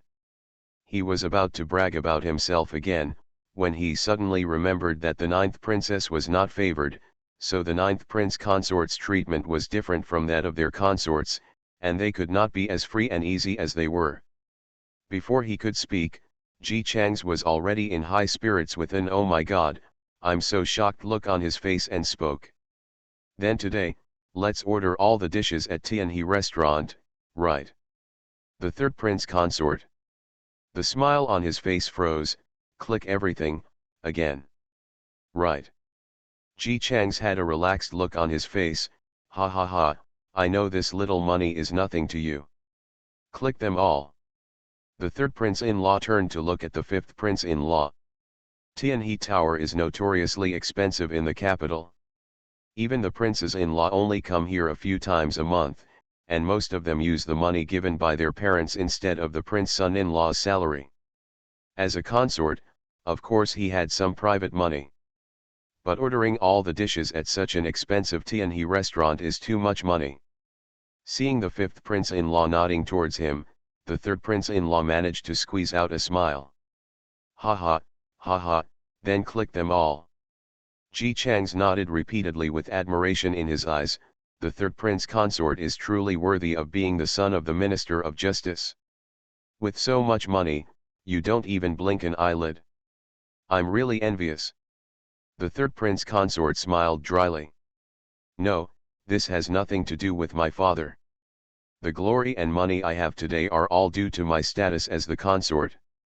It's a pity that the ninth prince consort should be like us. Even if we order all the dishes at Tianhe Tower, for us prince consort, it's just a little bit."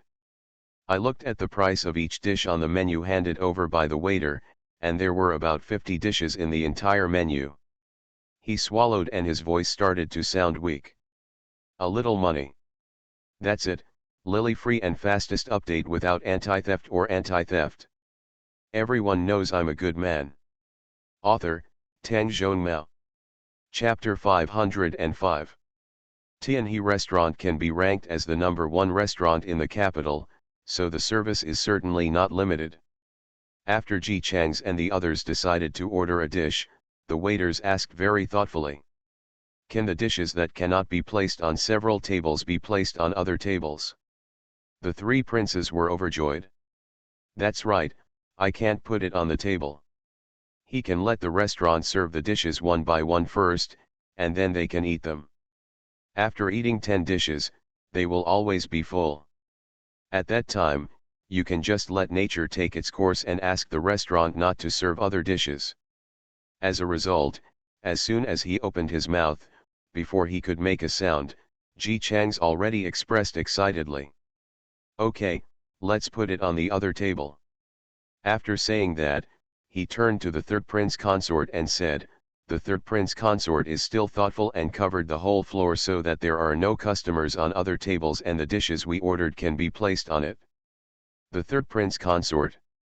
Well, he was reminded again. "I even occupied the second floor. The money to cover the second floor and a whole menu can add up to 2,000 taels. How could he have so much money on him?" The third prince-in-law was immersed in the pain of losing 2,000 taels. The fifth prince-in-law looked at him several times, but failed to get a response. So he had no choice but to do it by himself. "Ahem, ninth prince consort, I see you look a little tired. Did you not sleep well?" Ji Chang's nodded and yawned cooperatively. "No, I drank too much last night and my head still hurts." The fifth prince-in-law suddenly had an expression on his face that said, "You can't do this. Then your body is too weak. We drank together last night. You can see that the three princes and I are in high spirits and don't feel any discomfort at all." Ah! The third prince consort finally realized that he needed to cooperate, and hurriedly answered, "I slept on the third princess's jade pillow last night. It is indeed a gift from your majesty. It is really useful.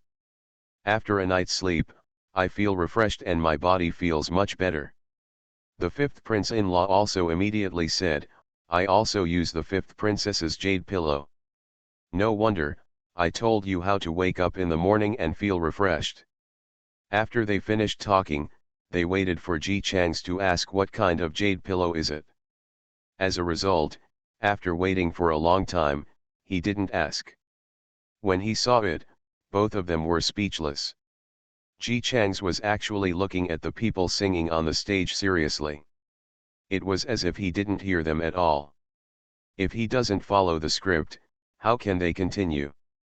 The fifth prince-in-law gave the third prince-in-law a look, and the third prince-in-law immediately reached out and poked Ji Chang's 9 consort. Did you not use the princess's jade pillow last night? Ji Chang's turned around with a confused look on his face. What pillow?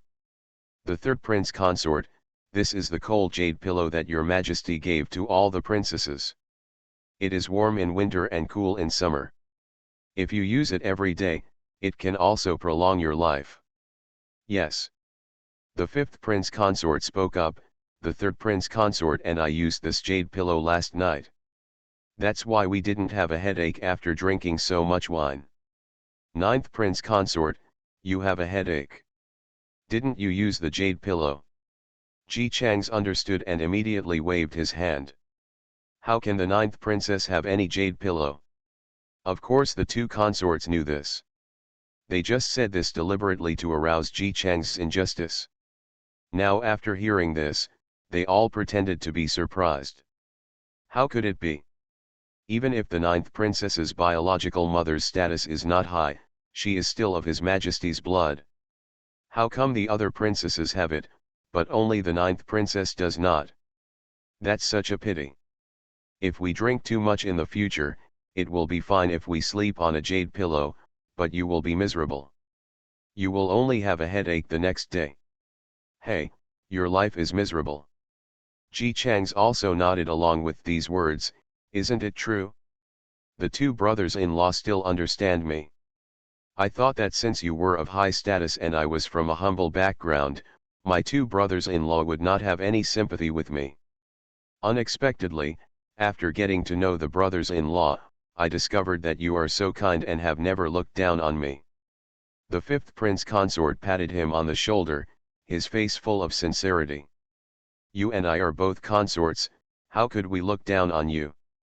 Besides, ninth consort, you are so talented. If you were not matched with the ninth princess, but were replaced by other princesses, how could you be as poor as you are now? The third prince-in-law also nodded. Yes, yes, to be honest, even if you are not the prince-in-law, I still treat you as a friend. It is precisely because of this that I feel even more unfair for you. Ji Chang suddenly looked touched. Thank you 2 consorts. Fifth prince consort, don't be discouraged. If you don't have a jade pillow, you won't have a jade pillow. It's not a big deal. The worst thing is that every time you finish drinking, you'll get a headache. Before he could finish speaking, the hand on Ji Chang's shoulder was held first. The fooling ninth prince consort from the countryside held his hand, his eyes full of sincerity that was more sincere than his. Okay. Then every time I finish drinking, I will go to the 5 prince consort's house and sleep with the 5 prince consort on the jade pillow together. The 5th prince consort. The expression on his face also froze. He was stunned for several seconds before he thought of finding an excuse to refuse. Is this appropriate? Can the 9th prince consort have the heart to leave the 9th princess at home alone? Won't the 9th princess be angry? Ji Chang's put on a scumbag look and said in a typical scumbag tone. What should she be angry about our men? Don't worry, Princess Ninth has a good temper. She will listen to what I say. The 5th prince-in-law stiffened and tried to withdraw his hand. But Ji Chang's was indeed a countryman, and his strength was much greater than that of the pampered man. Even if the 5 princes secretly tried their best, they could not break away from him. Well, the 5th princess will be angry. The 5th princess has a bad temper. The jade pillow is hers. If she knows that I slept with other men, I'm afraid she will be angry. Ji Chang's let go of his hand in surprise and asked in a surprised tone. The 5th princess has a bad temper. But the 9th princess is very gentle, considerate. Aren't the other princesses like this? 3 consorts and 9 consorts, a sword that pierces the heart. The 5 princes consort struggled to win over him. Of course the 5th princess has a good temper, but she is a woman after all. The jade pillow was given to her by His Majesty. She can just share it with her husband. How can she give it to other men? If she does this, she will inevitably being angry is about reputation. This reason is indeed reasonable. Ji Chang suddenly looked disappointed. Yes, why did I forget this? Before the 5th prince-in-law could be happy that he had successfully regained his respect, he heard Ji Chang's continue. I'm afraid that even the 9th princess has such a good temper. After all, the princess is a princess, and she has some temper after all. Last night, I went home drunk, and she helped me wipe and wash myself all the way. She refused to use her hands on others. Even the hangover soup in the morning is made by herself. He looked worried. The 2 brothers-in-law must have been the same after they returned home last night. The 3rd prince consort. The 5th prince consort. There is nothing wrong with princesses being jealous. But unlike the 9th princess, their princess wife was jealous in that she did not allow the maid to approach them. She was angry when she saw the 2 of them returning home drunk, and did not allow them to share the same room with her. So the 2 of them slept at home last night.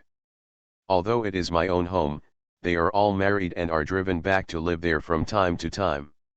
Even if it is the residence of my biological parents, I will feel embarrassed. Although I felt aggrieved when I was kicked out, I didn't feel aggrieved for long. After all, this is the case for all princes-in-law in this dynasty. Your Majesty never looks for a consort with real power. Most of the people he looks for are the 2nd and 3rd sons of his ministers. The consorts are not the eldest sons. They can only inherit 20% of the family property at most, and they cannot inherit the title. They don't need much money and don't have much power. Naturally, they can only obey the princess's orders. As for the princesses, at least among the princesses who are married now, except for the 9th princess, all the others are either from a wealthy family or are favored by their biological mothers. They have the confidence to take the initiative in their relationship with their consort. The princess is arrogant, and the consorts have been pampered by their families. When 2 parties collide, of course whoever has more power behind them will bow. Obviously, both the 3rd prince consort and the 5th prince consort are the ones who bow their heads. Seeing that Ji Chang's, whose status was not as good as theirs, not only married the most beautiful princess, but also had the gentlest temperament, they felt complicated. However, the 9 prince consort who came from the countryside couldn't tell that their faces were bad at all, and kept saying, I really envy you. I heard that the 3rd princess and the 5th princess were both raised by concubine Yang. Concubine Yang is the most loved by your Majesty. I heard that she has a very good temper. The 2 princesses she taught must be when gentle and gentle, right? 2 consorts. The 5th prince-in-law smiled dryly. Ha ha, that's about it? The look of envy on Ji Chang's face became even heavier. Although the 9th princess has a good temper, she is still not as good as the other princesses. A few days ago, I wanted to have sex with her Hongxiu, but she only helped me grind the ink. Hey, if it were the 3rd princess and the 5th princess, it would definitely not be like this. 3 prince consort and 5 prince consort. If it were their princess, let alone grinding ink, the inkstone would be blown away. These 2 princesses inherited concubine Yang's temperament, but their husbands did not have the power of His Majesty, so they were almost unscrupulous in the palace. Don't say it's tender as water, it's good if it's not overwhelming. Princesses never show a good face to them. On weekdays, these princesses like to get together and talk about clothes, jewelry, the mothers and concubines in the palace, and the 2 princes. But there was just no time to join them. The 3 consorts have all been married for more than 3 years and have had sex less than 20 times, let alone have children. The 5th prince-in-law was similar, but what was worse for him was that the 5th princess was so jealous that she dismissed all the maids around him, so that he was only followed by servants at home and outside. But the fifth princess likes to have some good-looking boys around her. If everyone plays his own game, that's it. But it happened that it was stipulated that a concubine could not take a concubine. The two princes-in-law are not good people, so naturally they don't want to be shackled like this, but is there any way to avoid being shackled? The princess is the superior, they are the inferiors. They dare not disobey what the princess says. It's like now that the ninth princess is getting married, the princesses ask them to deal with the ninth princess in the most humiliating way. The two of them could only do it by pinching their noses. It's not that I don't want to do it because I have an uneasy conscience, but I don't want to waste time on it. Now seeing Ji Chang's envying the gentleness of the two princesses, they were almost hurt internally. The third prince consort really couldn't bear this topic, so he quickly changed the subject. Okay, the food is almost here, let's eat it quickly. While they were talking just now, the waiters were already taking turns carrying the dishes and placing them neatly on the table on the second floor. Almost all the tables on the second floor were filled with dishes. This scene looks very heroic. If it's not your own money spent. The third prince consort looked around, his eyes filled with heartache. One dish costs dozens of taels of silver. He had never eaten so luxuriously in his mansion. This time, in order to fulfill the princess's instructions, he spent a lot of money. But the good news is that he spent so much money so boldly. The results should be better than the previous few days. The nine prince consort who came from the countryside must have been shocked by the food on this floor, and realized how different the life of the prince consort was if the princess was favored or not. Thinking this way, the third prince consort felt a little better. He looked over confidently, intending to take a good look at the stunned look on the face of the ninth prince consort. As a result, at a glance, the expression on his face almost broke. Ji Chang's was drinking tea slowly, not looking at the table of dishes in front of him or even the surrounding dishes. The third prince consort.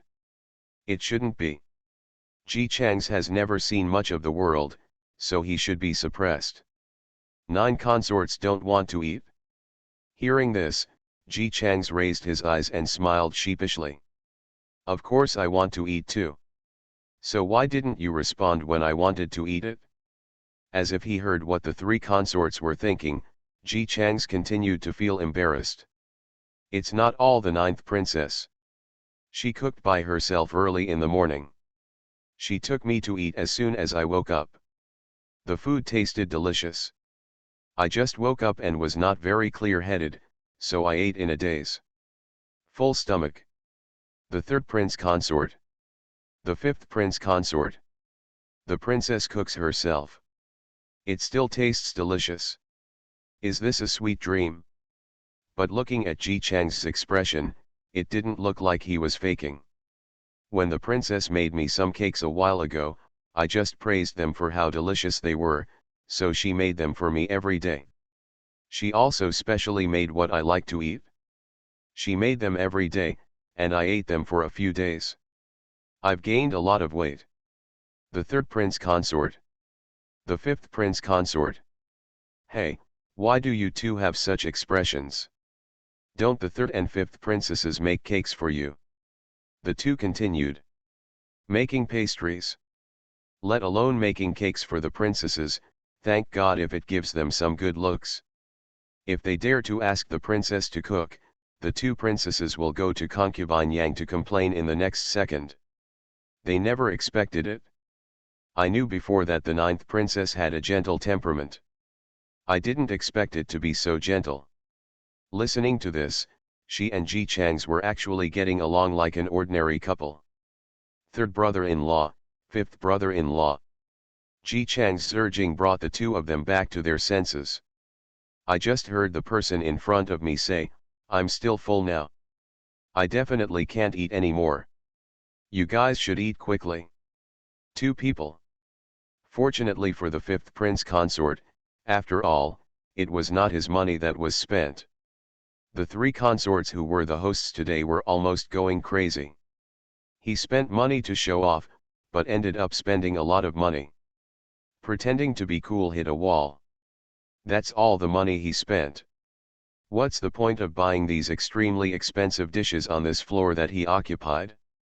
Looking at Ji Chang's, who was completely unaware and still drinking tea with great interest while looking at the stage below, the corners of the third prince consort's mouth twitched twice. He tried hard to suppress the urge to hit people and forced a smile. 9 Prince Consort, the meal we ordered today costs over 1,000 taels. More than 1,000 taels. These 3 words seem to have a bit of a gritty feel to them. It would be a shame if you didn't eat any. Ah. Ji Chang's face showed the familiar, embarrassed expression of the 2 consorts. I thought that only someone with my level of wealth would think this money is expensive. In the eyes of my 2 brothers-in-law, these things are nothing. It turned out that I had misunderstood. The third prince consort, Grass, forgot that he was still deliberately pretending to be rich. He quickly changed the subject. Of course this money is nothing to us, prince-in-law, but after all, we all come out together. The 9 prince-in-law and I hit it off right away. I'm treating you to this special meal today. It's not fun if you don't eat at all. Ji Chang's nodded repeatedly, as if he would just listen to what he said. Yes, yes, I didn't think of this before. The third brother-in-law reminds us that if we all go out to eat together, if I don't touch him at all, it will look like the host has not treated us well, eh? Brothers-in-law, don't be offended. As you know, I come from a small place. I have never been to a restaurant like this before. If I don't understand these rules, I won't do it again in the future. Seeing him looking frightened and afraid of realizing that he was wrong, the third prince consort felt a little better. The smile on his face is not that ugly either. It doesn't matter, we are all brothers-in-law, how can I care about these minutiae? Ji Chang's nodded repeatedly, yes, yes, the third brother-in-law said yes. But he touched his stomach hesitantly. I really can't eat anything in my stomach. Ah. I have a good idea. His eyes lit up, and the third prince consort's heart skipped a beat. He subconsciously felt uneasy and forced a smile. What? Ji Chang shouted to the waiter standing at the stairs. The waiter. The waiter in the shop immediately ran over attentively and asked, Prince-in-law, what are your orders? Ji Chang said naturally to him. You pack that table and the dishes on that table, and I will take them away later. The third prince consort. He watched helplessly as Ji Chang's finished giving instructions to the waiter and then turned around and smiled at him. I can't eat it now, but I can take it home to eat. Don't worry, third brother-in-law, it will be delicious when I get home. I will definitely live up to the kindness of third brother-in-law. The third prince consort. He simply couldn't believe that Ji Chang's could be so shameless. As a treat for his brother-in-law, even if Ji Chang's refused to eat when he was present, he could still do the packing. And he also accurately pointed to the 2 tables with the most expensive dishes. There were about 5 dishes on one table, and 10 dishes on the table. This time, it is equivalent to drawing out at least 300 taels. The third prince consort felt that the tip of his heart was aching. How can I let you eat leftovers? After all, we are also the emperor's consort, so what's the point of eating these leftovers? Ji Chang smiled, this dish has not been touched, so how can it be regarded as leftovers? I usually eat in other restaurants. If you don't want to eat in the restaurant, you can still take it home to eat. The third prince-in-law actually thought what he said made sense. He was already worried about his money. It doesn't matter if he just bought a few dishes. He bought a whole floor of dishes and couldn't finish them. No matter how rich he was, he couldn't withstand such a disaster. But now after hearing what Ji Chang said, the third prince consort suddenly discovered. He doesn't have to stay here with endless food. It can be packed completely. Anyway, the food has not been touched since it was served, it is clean. Ah! Just as the third prince consort was thinking this, Ji Chang's was suddenly born with an expression of sudden realization. Yes, I almost forgot. The two brothers-in-law are not short of the money. Unlike me, I come from a small family. I am used to packing everything, and I am always afraid of wasting it. Brothers-in-law have a lot of money, and they all come from powerful backgrounds, so it's normal for them not to want to pack it away. After all, you are all rich and powerful, but I am the only one from a small family. Ji Chang sighed again, his face full of self-pity. I hope my brothers-in-law won't dislike my humble background. It was obvious that he had been praised for a long time, but he was not happy at all. Even because of his words, he could not even implement the packing idea that had just come up. The third prince consort, who was still a little aggrieved in his heart, said, "How could it be?" He could hardly maintain the friendly look on his face. "We are all consorts, and we share the same spirit. Naturally, I treat you as a brother." Ji Chang suddenly smiled brightly, as if he was relieved. "Then I can rest assured. Third brother-in-law, you are such a kind person." After finishing speaking, he added to the 5 princes-in-law next to him. "So is the 5th brother-in-law." The 5th prince-in-law, who had nothing to do with himself, showed an awkward yet polite smile. He also wanted the 3 princes to charge into battle. However, the 3rd prince-in-law was already so angry that he was so weak that he only cared about the money and lost his fighting spirit. Seeing that he was useless, the 5th prince-in-law had no choice but to go up on his own. He took a bite of the dish, pondered for a while, and then asked. "The 9th prince consort has been married to the 9th princess for such a long time. How have their lives been?" He asked this question with great confidence. During this time, several consorts took the 9 consorts around to those places of power every day during the day, and took him to eat the most expensive and the best.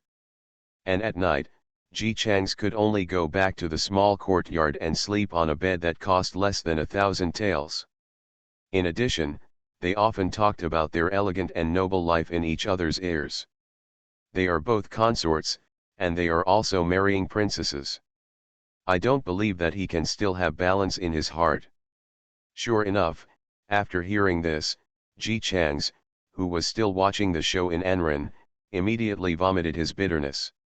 "Originally, I thought I was living a good life, but after traveling around with my brothers-in-law these past few days, I realized that my consort is worse than a commoner.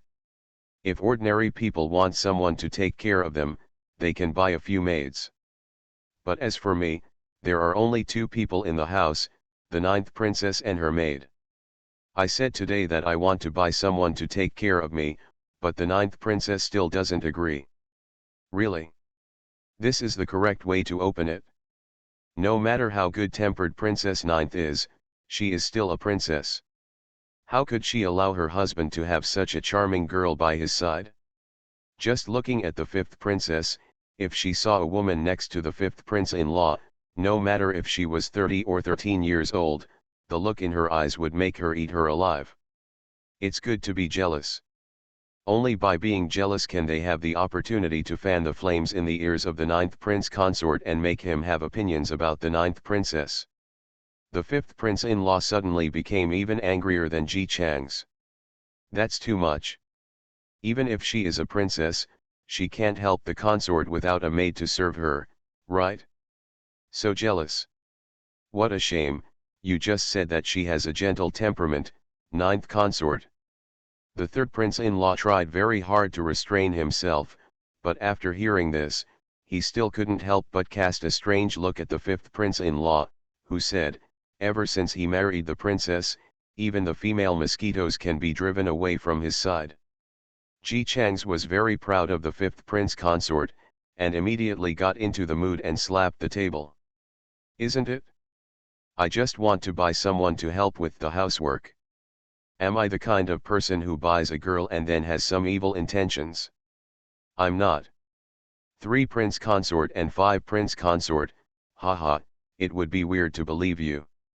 They judge others by themselves, and being watched over by the princess like this, they almost want to disguise themselves and find women. The ninth prince consort said he wanted to buy a maid just to take care of the housework. Go ahead and cheat. The two of them were disdainful, but their faces showed signs of sympathy and belief. Of course we believe in the character of the ninth prince consort. Yes, the ninth princess is the wife of the ninth prince-in-law, but she doesn't trust her husband. It's really embarrassing. Ji Chang's looked like he was being talked about. He poured himself a glass of wine with a wry smile. Who says it's not the case? When I said I wanted to buy it, she tried to prevaricate me by saying that we didn't have enough money at home.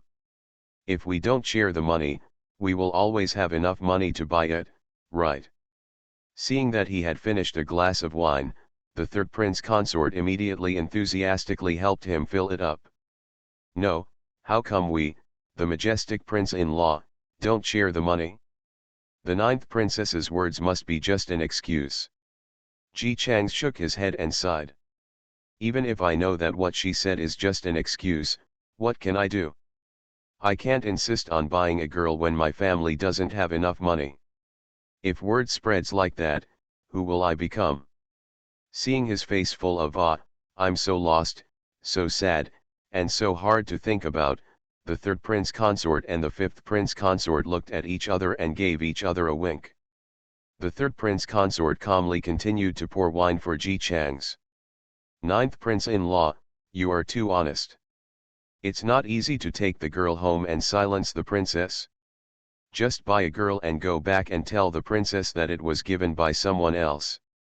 It's better if you don't accept it. Ji Chang still shook his head. Do you think I haven't thought about it?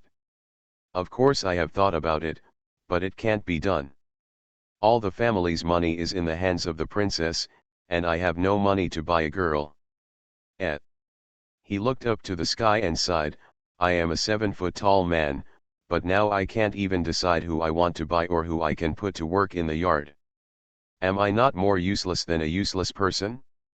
I'm afraid even the eunuchs are better than I'm free. The 5 princes-in-law were preparing their lines. Although the ninth prince consort was talking about himself, he always felt like he was being scolded. He forced down this inexplicable emotion and said to Ji Chang's. It's just that I have no money, so why bother? I have a girl here, I can just give it to you. Real? Ji Chang's looked at him in surprise, but then hesitated. This is not good. What if the princess gets angry if I take the girl back? After all, she is a princess, and I can't disobey her. How is that possible? The princess told you that she didn't buy a girl because her family didn't have enough money. Since you brought a girl back without spending any money, why should she be angry? The fifth prince-in-law was afraid that the alienation plan would not work, so he tried every means to persuade Ji Chang's. And you also said that ninth princess has a good temper. She will not be angry with you. Even if she is a princess, you are her husband. If she is angry, she does not take you seriously. How is this possible? Ji Chang seemed to be convinced. Yes, I took the girl back just to let her take care of the housework. After all, there is so much work to do at home. I also did it for the sake of the ninth princess.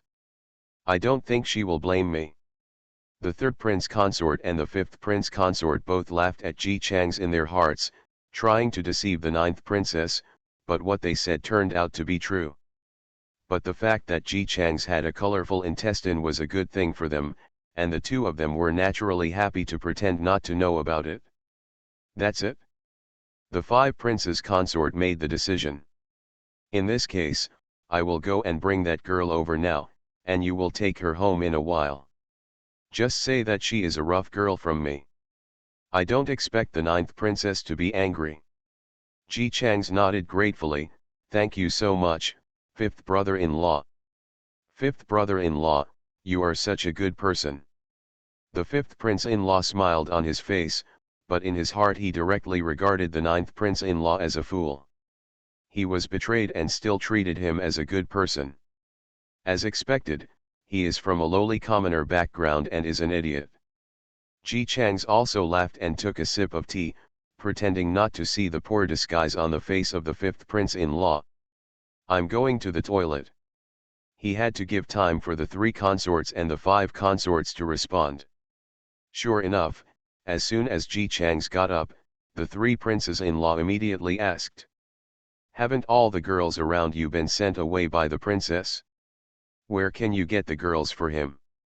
The 5th prince-in-law showed a smile that said, "Everything is according to my plan. Before I married the 5th princess, the girls who were close to me were very popular with me. At that time, in order to marry the princess, these girls who were close to me had to be sent away. I couldn't bear to leave her, so I built a house outside and went there from time to time." "Sit down." The 3rd prince-in-law immediately showed an envious expression. "You really have some skills. I originally thought that everyone would become a monk together, but I didn't expect that the 5th prince-in-law actually raised a woman outside." But soon he became confused again. "She is someone close to you, are you willing to give her to Ji Chang's?" Although they didn't say it explicitly, both of them agreed that Ji Chang's wanted the girl just for that kind of thing. "What's the point of being reluctant to part with her? I've been raising her for several years and I'm tired of it. Besides, she's very annoying. She always wants to go back to the house, and she doesn't care whether the 5th princess can tolerate her." If the 5th prince-in-law still had some feelings for this girl at the beginning, after buying her gold and silver in the past few years and coaxing her not to go to the mansion to cause trouble, he became impatient. "She is greedy for glory. This time I will promise her that as long as she does something good for me, I will give her 2,000 taels of silver. She will do her best." The 3rd prince-in-law looked at him with admiration. Hi. The girl sent must be responsible for driving a wedge between the 9th princess and her husband. There is nothing more reassuring than your own woman." The 5th prince-in-law stood up. "Without further ado, I'm going to find Xianglan. You can stabilize Ji Chang's and make him feel that it's normal for the prince-in-law to have a few girls around him. When the time comes, Xianglan will go to his house and make subtle insinuations. He had a falling out with Princess 9th. Good." The 3rd prince consort felt happy at the thought that he would soon see Ji Chang's anxious look. Why are they both consorts, so they are strictly controlled by the princess and can only be monks, and have to endure the princess's scolding from time to time, but the 9th princess is so docile and considerate. The key is that it looks good. While waiting for Ji Chang's to come back, the 3 prince consorts started. His answers were the same over and over again. "Really? I also think that the 9th princess is okay. She is indeed quite considerate to me. Yes, the princess is more delicate. She makes soup for me almost every day, saying it is to replenish my body. Oh, I drink it so much that the soup is sloshing around in my stomach every day." "Huh? What do you mean the princess can't go if she doesn't want to be taken care of?" "The 9th princess and I have always been together." After some persuasion, Ji Chang's was not persuaded to have a suspicion against the 9th princess. The 3rd prince consort did not know. But he himself was depressed. They are both the princess's consort, how come the gap is so big? Fortunately, when his mentality was on the verge of bursting, the 5th prince-in-law came back with a delicate and timid beauty. The beauty came to Ji Chang's and bowed yingying. "My servant Xianglan, I have seen the 9 prince consort." After bowing, she raised her eyes and glanced at Ji Chang's, as if there were hooks in her eyes. Ji Chang's didn't pay attention. He was asking the 5th prince-in-law, "Have you brought her body deed? If she doesn't have a body deed, I wouldn't dare take her home. Who would buy a girl without a body deed? Bring it, bring it." The 5th prince consort was well prepared and immediately took out the birth certificate from his sleeve and handed it over. "This Xianglan is the girl who has been serving me. She is the top person around me. If it weren't for my good relationship with you, the ninth prince consort, I would still be reluctant to part with her. Taking the body deed, Ji Chang's looked at it carefully first and made sure that there was nothing wrong with it, and a smile appeared on his face. Thank you, fifth brother-in-law. I appreciate your kindness. He turned to ask Xianglin. Xianglin, my family is small and has many chores. Are you really willing to follow me back? Xianglin's voice was delicate and her tone was soft. The 9 consorts are of great character, and I will follow you voluntarily. Good. Ji Chang's was very happy. He began to look at Pandan carefully, his eyes showing satisfaction. Fifth brother-in-law, although the girl you brought here is a little thinner, she looks really good. Seeing that he couldn't help but look at him before he took him home, the third prince consort and the fifth prince consort looked at each other, their eyes full of pride. Ji Chang's was still thinking about it. Although the hands are a little tender, the waist is a little thin. But it's not a big problem. As long as you work every day, wash clothes, cook, burn firewood, clean the yard, and iron clothes, you will naturally become strong after working for a few months. What a strong labor force! After another cup of tea, Ji Chang's took his 10 dishes worth 300 taels and left with a strong working girl. The third prince consort and the fifth prince consort sat by the window and watched his back as he got into the carriage and left. Again, he was happy that his plan had succeeded. Again a little confused. Strangely, everything they wanted to do was accomplished. Why do I feel in my heart that I have suffered a loss? Illusion. It must be an illusion. Behe free and fastest update, no anti-theft, no anti-theft. Everyone knows I'm a good man. Author, Tang Zhongmao. Chapter 506. After Ji Chang's returned, he discovered that Zhang Xinyan was not there. Of course, Hanzu is not here either. He didn't need to guess to know that they had been brought into the palace. From time to time, people outside said that the empresses in the palace were really kind. They were afraid that the married ninth princess would have a hard time with her commoner prince-in-law, so they would summon the ninth princess into the palace every now and then to show their favor. But only Zhang Xinyan and her maid Hanzu knew that they would be ridiculed and tortured every time they entered the palace. Often at this time, concubine Yang would specially call Wang Kainu to admire her expression of pain because her daughter was being made trouble for. Ji Chang's was quite curious. It stands to reason that concubine Yang had a high status, so why did she always have trouble with Wang Kainu, who had a low status?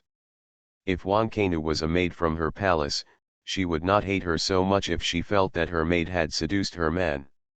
Ji Chang's kept this in mind for the time being, looked at the 10 dishes packed back, and told Xianglin, who was looking around as soon as he entered the door. You take out 7 dishes from here and heat them up. Let me arrange the remaining 3 dishes more attractively. I want to take them to my friends. Xianglin bowed again and said delicately and weakly, I'll go right now. Ji Chang's thought for a while and added, by the way, when you heat the dishes, you should heat them one by one. Don't put them together, otherwise the taste will change. Pandan's expression changed slightly. Slave, put the vegetables on the steaming plate and steam them. The taste will not change. How about that? Ji Chang's face was full of rejection. I'm not from the countryside, I'm a high-ranking prince-in-law. Of course my food can't be heated in the way of country hot food. Xianglin. Before she came, she had heard from the 5th prince consort that the 9th prince consort was from the country. He was inferior and arrogant, and he liked to do things to show off that he was a noble prince consort, rather than an ordinary person from the countryside. Xianglin had a plan in mind to deal with such people. People with low self-esteem and arrogance are particularly easy to deal with. All she needs to do is act polite, act like she admires the other person, and blow a few more rainbow farts. It was guaranteed that Ji Chang's was so coaxed that he was dizzy. As a result, Xianglin never expected that the way Ji Chang's used to flaunt his noble status was actually in the details of such hot dishes. She had planned a route before and she would definitely treat Ji Chang's like a god. After all, this is what this kind of man does. As long as he behaves like, what you said is right, what you said is so good, I really don't know, Ji Chang's will definitely be satisfied. So Xianglin raised her head and smiled softly at Ji Chang's. What the prince consort is saying is, why didn't I think of this before? It stands to reason that with her attitude and appearance, the ninth prince consort should have a nicer attitude toward her. Not to mention immediately falling in love with her, he should be a little unreasonable.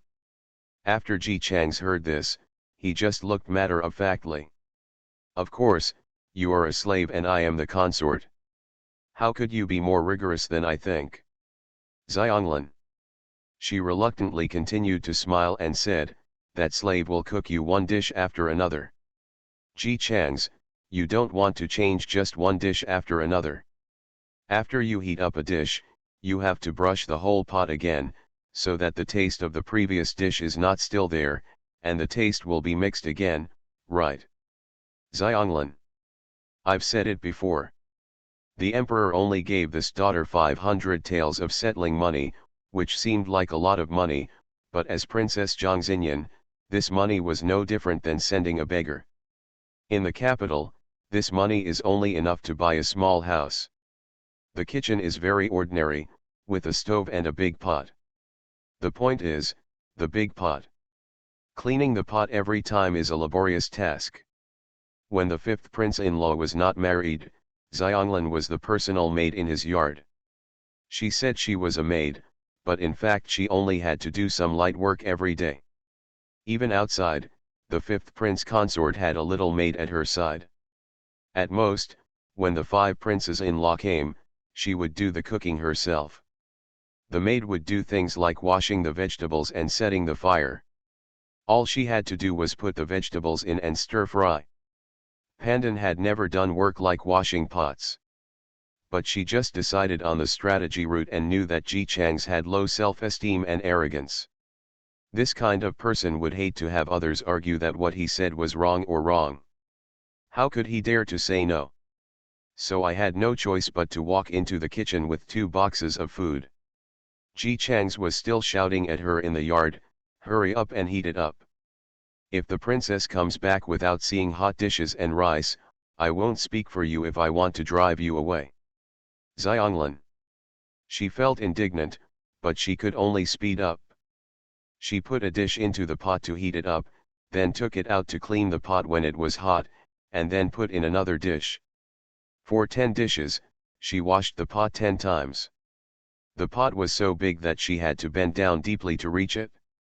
By the time the 10 dishes were heated up, Pandan was already sweating profusely and her lumbar spine ached.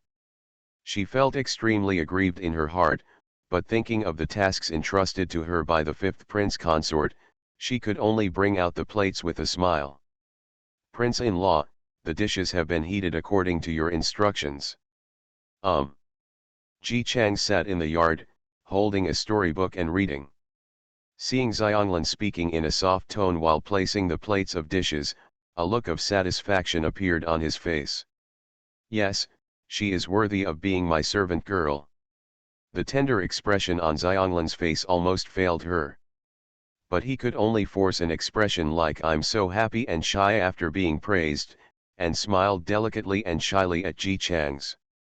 However, the 9th prince consort who came from the country didn't understand what she meant at all, and only looked at her with a puzzled look on his face. Why are you still standing there? Since the dishes are done, why don't you go clean up the house? The table needs to be wiped and the floor needs to be wiped. Hurry up and finish it before we finish eating. Xianglin was stunned. Just do the work, what the hell is that done before eating? Soon Ji Chang's told her what the hell was going on. You have to wash up after we have finished eating, otherwise it will be dark and we won't be able to wash it off. It's so dirty. Xianglin. She asked, Prince-in-law, when will this slave eat? Have a meal. Ji Chang's looked quite shocked. You actually want to eat? Xianglin, slave, can't you eat? Ji Chang's looked her up and down and said in a surprised tone. I heard that the eunuchs beside my father stay with him 12 hours a day and never have to eat. Aren't you the most capable person around the 5 princes? You can't even do this. Xianglin. How can a person not eat? I guess it was because the eunuchs around His Majesty only spent a very short time eating some cold cakes and drinking a little water in order to obey His Majesty's call all the time, just to save time. This puts it bluntly. Even if the competition for positions is too stressful, His Majesty is the biggest person in the world. In order to consolidate their status, it is understandable for these eunuchs to do this. Otherwise, if one day His Majesty asks so and so to come, other eunuchs will come over and say, Your Majesty, so and so can't come. He has gone to eat. Can His Majesty still wait for the other party to finish eating before coming to do things for him? This 9th prince consort, even if he wants to imitate the life of a powerful man, he will not learn it well. Why are you always staring at these? She was cursing in her heart, but she said the above very gently on her face. Ji Chang's, ah. So that's it? Seeing the sudden realization on his face, Xianglin thought that he finally realized how unreliable her request was, but she saw the other party said with great interest. Then can't you just do what those eunuchs did? Hard pancakes, right? I'll buy them for you. You can eat as much as you want, but remember, you have to eat them where I can't see you. Learn from the eunuchs around my father and create a kind of atmosphere that you don't need at all. Come out eating and drinking. Xianglin. Xianglin. Her eyes were filled with disbelief. She opened her mouth to say something, but closed it silently. After a pause for several seconds, he said, Prince-in-law, those father-in-laws have all practiced their skills since childhood. I am afraid that the servants are not as good as the father-in-law. It's okay. It doesn't matter if you don't learn well now. Just learn slowly. Ji Chang's was patient. If you study for 10 or 8 years, you will always be as good as the eunuchs in the palace. Xianglin. She regretted it. She doesn't want to do it anymore. Is it too late to go back now? Of course, it's too late. Ji Chang's was already urging her to get to work. If you are hungry and there is a pancake left in the kitchen last night, you can eat it while cleaning. By the way, be careful when you eat and don't leave any crumbs in the house, otherwise I will fine you a monthly fine. Xianglin. With a heart full of speechlessness, she saluted Ji Chang's and silently went into the house to work. Not long after Xianglin entered, the door opened from the outside. Zhang Xinyan walked in with Hanzu, with a look of exhaustion on his face. She was very surprised when she saw the dishes on the table. The prince-in-law doesn't look like someone who knows how to cook. Ji Chang's immediately stood up and came over to greet him, smiling and saying, Did the princess enter the palace? I thought you should come back by this time. Let me tell you a good thing. The 5th brother-in-law gave me a girl. In the future, the princess will no longer have to do these chores. Someone will do it. Girl. Zhang Xinyan was pulled to sit down by Ji Chang's. Hearing this, his face was full of hesitation. She knew very well how the 5th princess treated her. She didn't believe that the 5th prince-in-law had such good intentions. But seeing Ji Chang's looking so happy, she didn't say anything in her heart. She just hid her uneasiness and asked, Where is that girl? Why didn't I see her? Ji Chang's pointed to the room nonchalantly. She's cleaning inside, don't worry about her, let's eat first. These are the meals I brought back from Tianhe Tower. They are all intact. The princess has been in the palace before she got married. She hasn't eaten the food from Tianhe Tower yet, right? Zhang Xinyan couldn't help but have a shy smile on his face as Ji Chang's pinched a piece of meat, and slowly shook his head. There are many delicacies in the palace, probably no worse than the Tianhe Tower. But those delicacies are only available to the favored empresses and princesses. In the case of her and her mother, it would be a good idea if the imperial kitchen did not bring cold food. I knew the princess hadn't eaten it. No, today I had the opportunity to bring it back to the princess. Ji Chang's smile reminded Zhang Xinyan of the time when the two had just gotten married. The prince-in-law was also like this at that time. If she had felt aggrieved when she first learned the news, but when she met her husband-in-law and realized that she was like a goddess in the sky in his heart, those grievances disappeared. No matter how bad her marriage was, the consort truly loved her, and that was enough. Zhang Xinyan also smiled at Ji Chang's and gave him a chopstick of food. "Thank you, Prince Consort, I will have a good meal." The two of them started eating the food one bite at a time. I have to say that the food in Tianhe restaurant is really good, and it tastes good. This was the first time in more than 10 years that Zhang Xinyan had eaten such delicious food, and she couldn't help but have a look of enjoyment on her face. Hanzu sat on the small table next to her. There was a plate in front of her that Zhang Xinyan had put for her first, and she ate without raising her head. Ji Chang's had something else to do, so he only ate a few bites with him and then went out with his food box. Naturally, you should report this before leaving.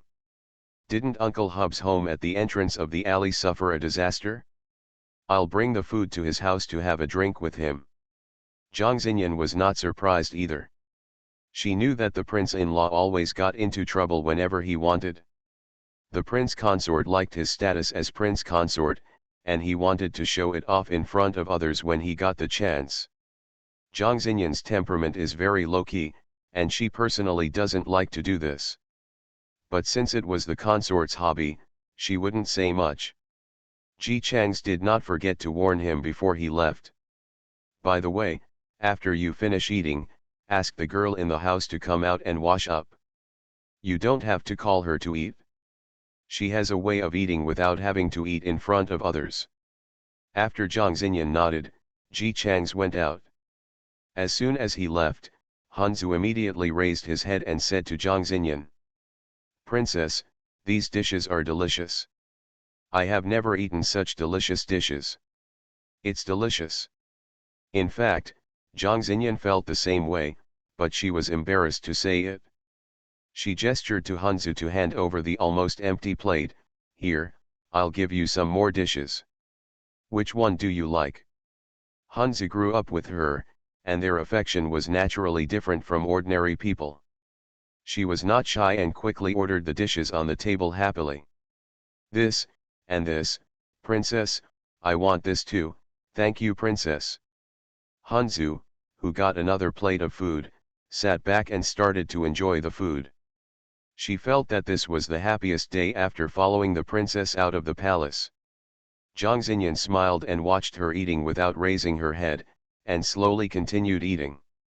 Inside the house, Xianglan finally finished wiping the floor, held down her waist and hammered her a few times, with a look of discomfort on her face. The room was not big, but mopping the floor was a strenuous job, and she had to bend over and lower her head all the time.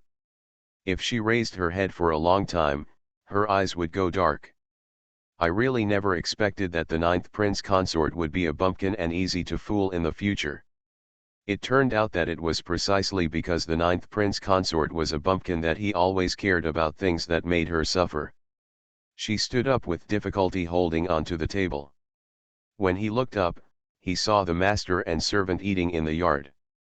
Forget it about the princess. That person is obviously dressed as a girl, why does she eat so deliciously? She was also a girl, so why did the 9th prince consort ask her but not the other party? Xianglan was already dizzy from wiping tables and floors, but now she saw that the other maids in this family could actually eat normally, and they were eating the food brought back from Tianhe Tower, and she almost fainted on the spot. The fragrance drifted to her nose on the wind. She was really greedy, thinking that the 5th prince consort said that the 9th princess was weak and could be bullied, so she adjusted her posture and stood by the door. Sure enough, the 9th princess heard the movement and looked up. Xianglin waited expectantly for her to ask her to come over to eat, even if she shared the same plate with that girl. As a result, the other party took one look, lowered his gaze again, and went to eat. Xianglin. No, it was said that the weak ninth princess could bully the very talkative one. She didn't speak at all. Zhang Xinyan was actually not as calm as he appeared. After seeing Xianglin's appearance, she was immediately shocked. With such good looks, it is clear what the five consorts' intentions were in sending Xianglin here. But she couldn't say anything yet. There are not enough maids in the family, so as the brother-in-law of the fifth prince consort, he kindly sent one over. If she didn't want Xianglin because of her appearance, I'm afraid it would not just be as simple as being called to the palace every day and scolded. And the prince-in-law seemed to have completely accepted this maid. But the good news is that the consort doesn't seem to have any sympathy for her. While Zhang Xinyan was eating, she was thinking about one thing or another. So now comes the problem. There were only 2 rooms in the house. One room was occupied by her and her consort. One room is for Spring Bamboo sleeping. Where will this new girl sleep? If you sleep with Hansu, Hansu's room is small and the bed is only big enough for one person. What should I do? Zhang Xinyan was very distressed. There was no other place for her to sleep at home, so she couldn't just build a temporary room, right? Ji Changs, who came back from Uncle Huber's house, heard this question and immediately started laughing at Zhang Xinyan. How come the princess can't even figure out such a simple thing? There are only 2 bedrooms in the house, but isn't there a firewood shed? We don't have a lot of firewood, and the space over there is big enough. It would be nice to let Xianglin sleep in the firewood shed. Zhang Xinyan, after all, she is the girl given to me by my 5th brother-in-law. Isn't it not good to sleep in the woodshed? What's not so good? It would be nice to have a place to sleep. If this were in our hometown, the girl would usually sleep next to the pig's nest, so it's easier to get up in the morning and feed the pigs. Xianglin, who was listening next to her. She endured washing the pots, it was just a bit harder anyway. She endured mopping the floor, since the house was not very big anyway. Sleeping in the woodshed? Prince-in-law, Xianglin has been fair-skinned since she was a child, and it will become extremely red and swollen if touched. The firewood shed is very ventilated, and there are probably mosquitoes, snakes, and ants. If she sleeps there, she will definitely be bruised and red. Xianglin said coquettishly and timidly, while rolling up half of her sleeves, exposing her fair and beautiful arms underneath. Ji Chang's eyes widened. Just when Pandan was proud.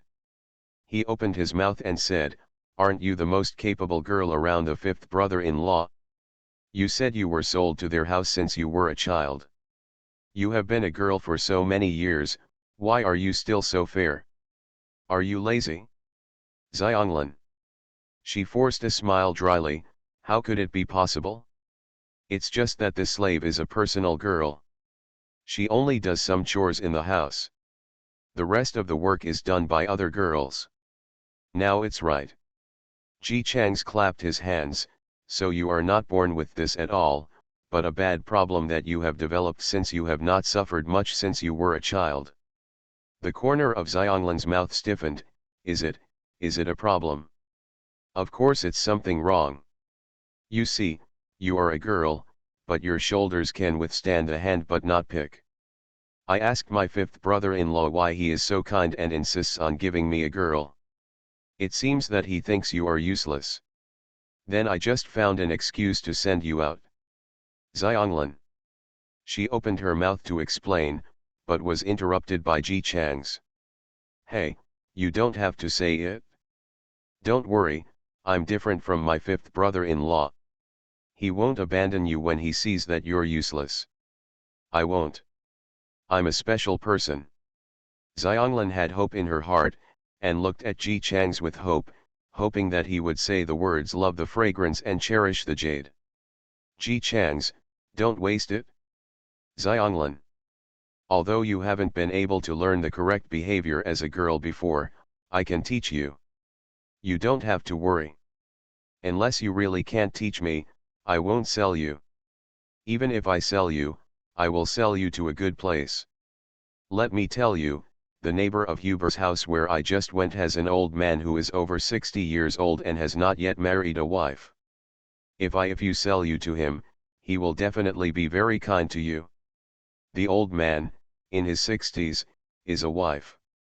Xianglin's whole body felt bad. She was panic-stricken, and quickly thought of ideas in her heart, and immediately knelt down and begged. Prince-in-law, please don't sell Pandan. Pandan is willing to serve the prince-in-law all his life. You ask me to go east but not to the west. I will definitely do whatever you ask me to do, as long as I don't sell Pandan.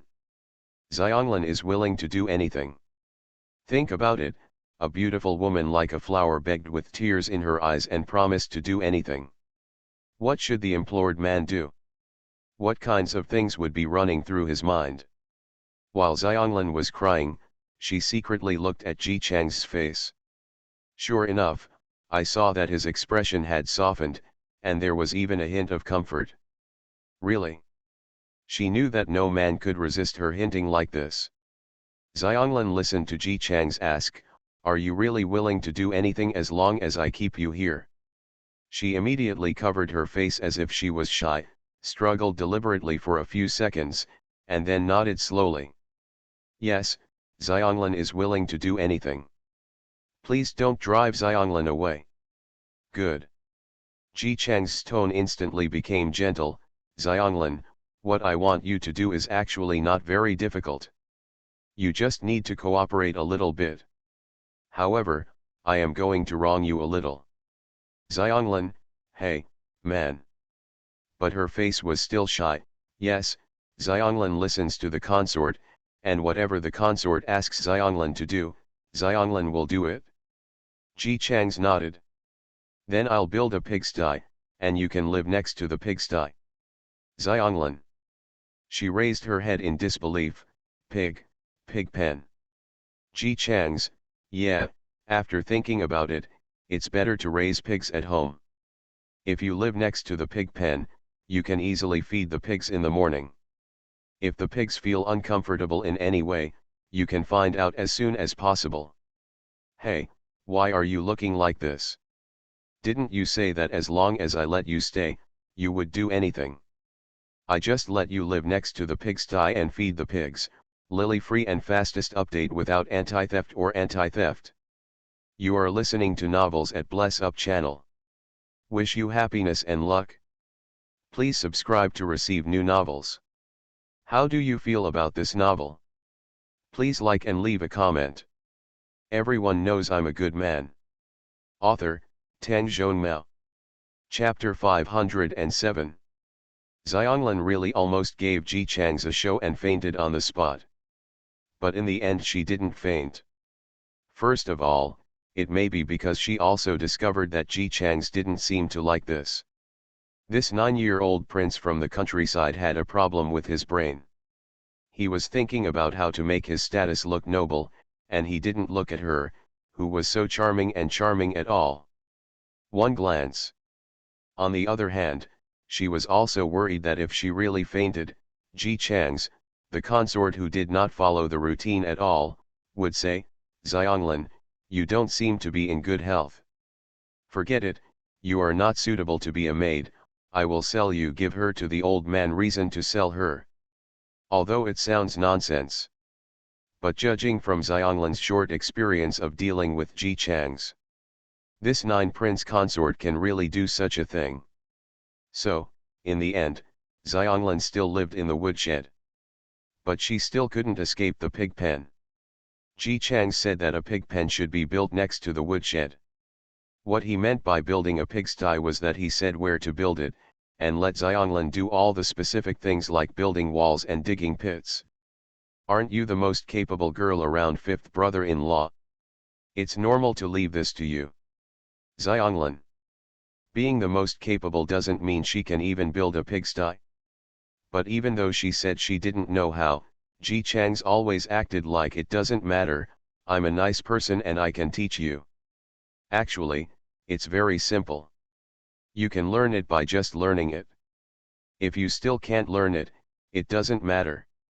I won't dislike you for not knowing anything. Xianglin always felt that his next sentence would be, but I will find you an old husband. She was full of grievances. The original plans, preparedness to sow discord and honey traps were all useless. Because Ji Chang's either went out to eat and drink with the consorts during the day, or went to chat with Uncle Huber. As for Zhang Xinyan and the others, they were called to the palace almost every day. As for the pandan that was left at home, she needs to finish cooking before everyone returns home, clean the entire house including the yard, and take time to build a pig pen. Ji Chang's, a country boy with few serious abilities as a powerful person. He could neither recite poems, compose poems, nor appreciate beauties, but he was actually able to predict the normal progress of Xianglin in building a pig pen. If she is lazy, she will be noticed and scolded. After reprimanding her, she was not allowed to sleep, and was only allowed to continue building the pigsty. She won't be allowed to leave until she is covered as much as she should be covered during the day. Because Ji Chang's had nothing to do during the day, he could even move a chair and sit in the yard to supervise the work. Sometimes, if the 9th prince consort is in a good mood, he will bring a table to the yard to watch the moon and eat cakes with the 9th princess. Of course, pandan moved the table. The pastries are also made from pandan. After they finished admiring the moon, she had to wash the dishes and move the table back. In just 8 days, Xianglin became haggard. She was unable to eat and rest normally. She was busy every day when she opened her eyes. She also had to cover the pig pen with cold meat. The skin on her face was visibly roughened to the naked eye. There are also some less obvious spots. And the tanning effect is very significant. If Xianglin could be considered an excellent soft beauty before, then now she is at most like a pretty civilian woman. And it's also a tanned version.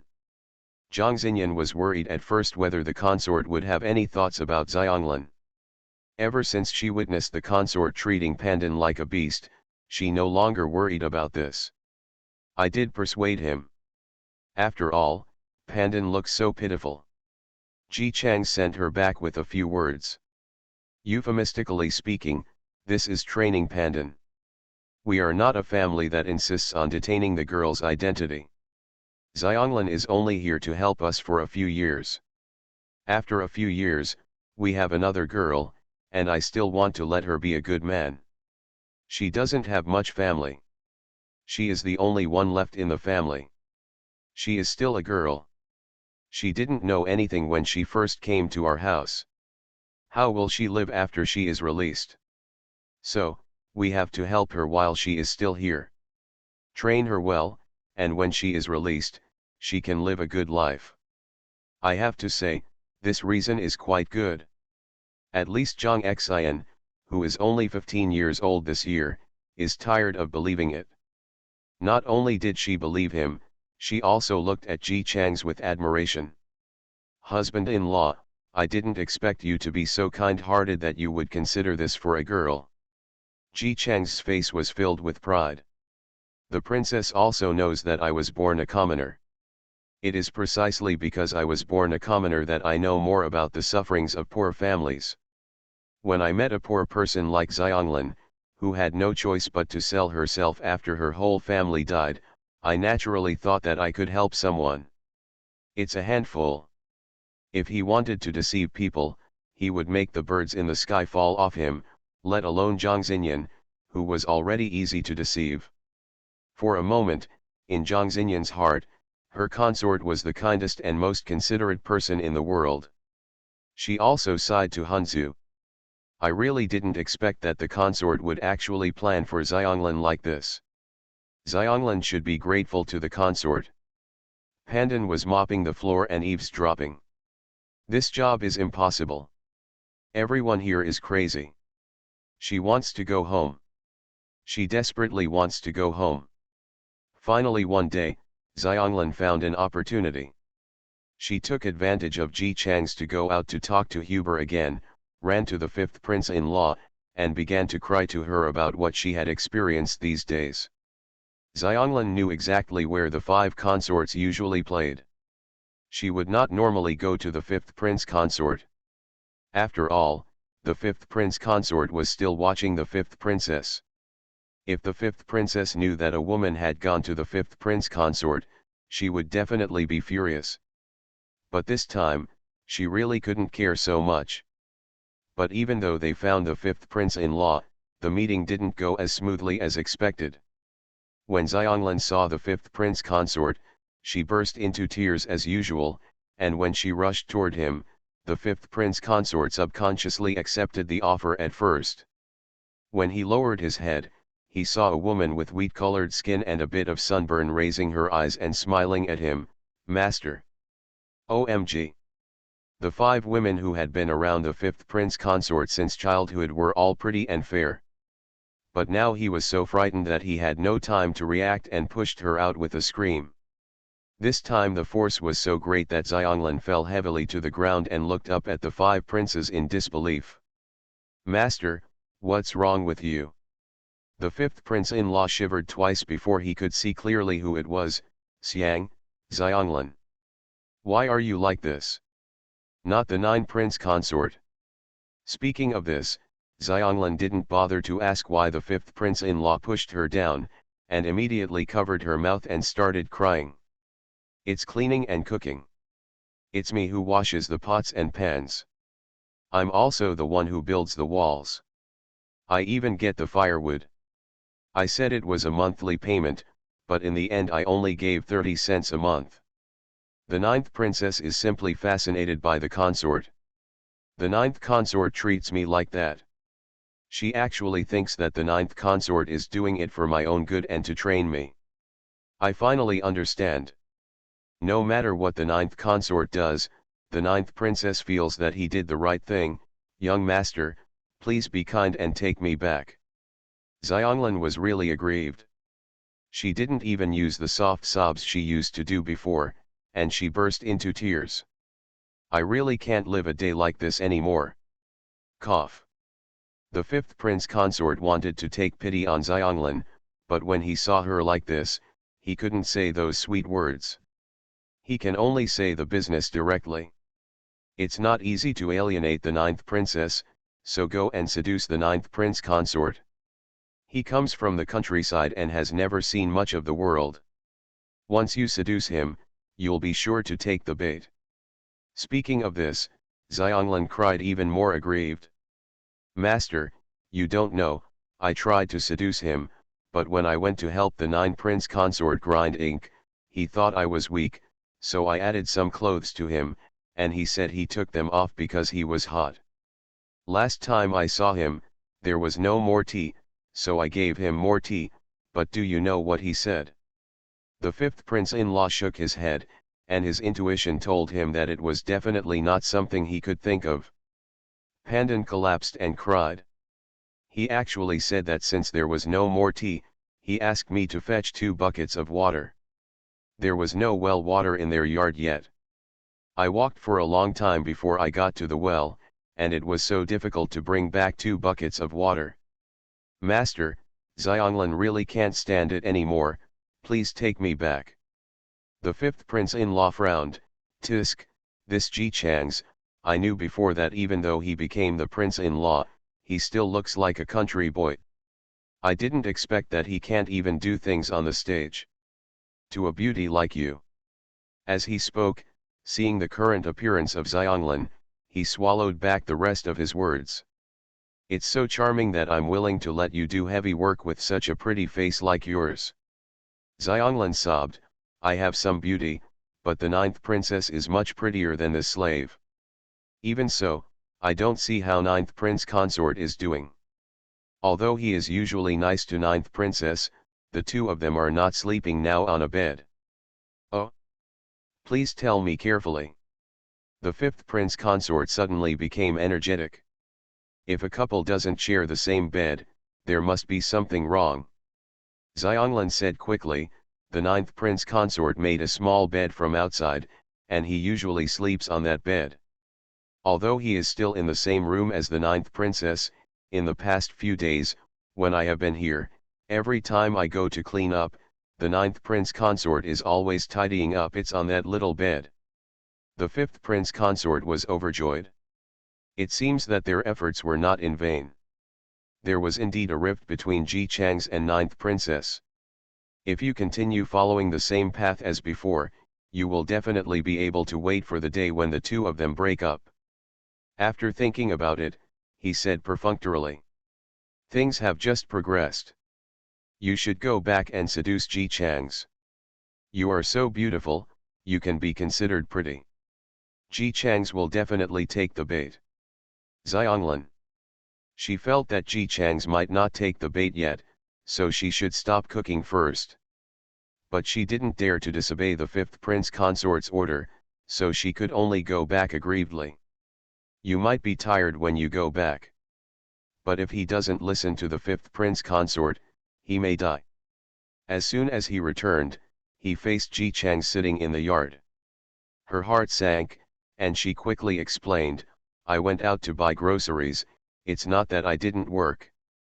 Fine.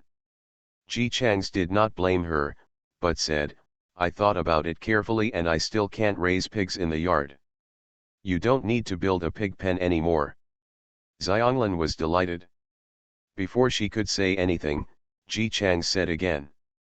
You fill up this hole again, and build a rabbit nest over there. We can raise rabbits, and the rabbits are easy to feed and friendly to you. Zhang Xinyan also came out of the house and saw that he had just been brainwashed by Ji Chang's.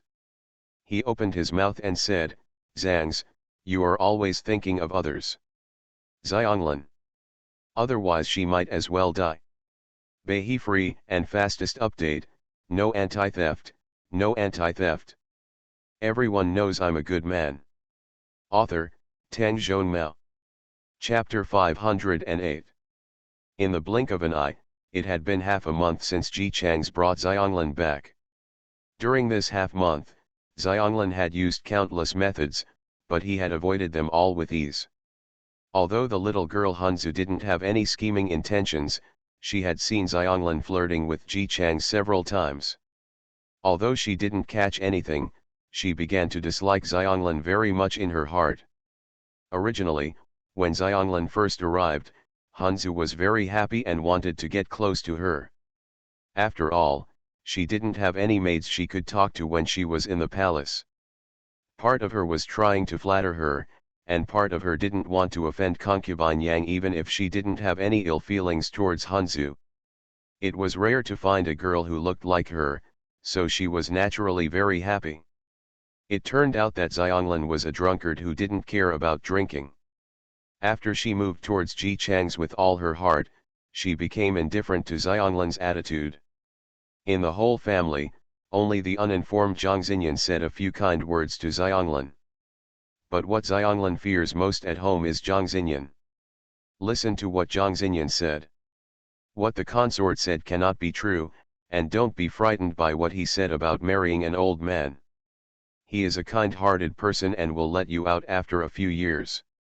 When the time comes, we will find you a down-to-earth person who is responsible for his duties.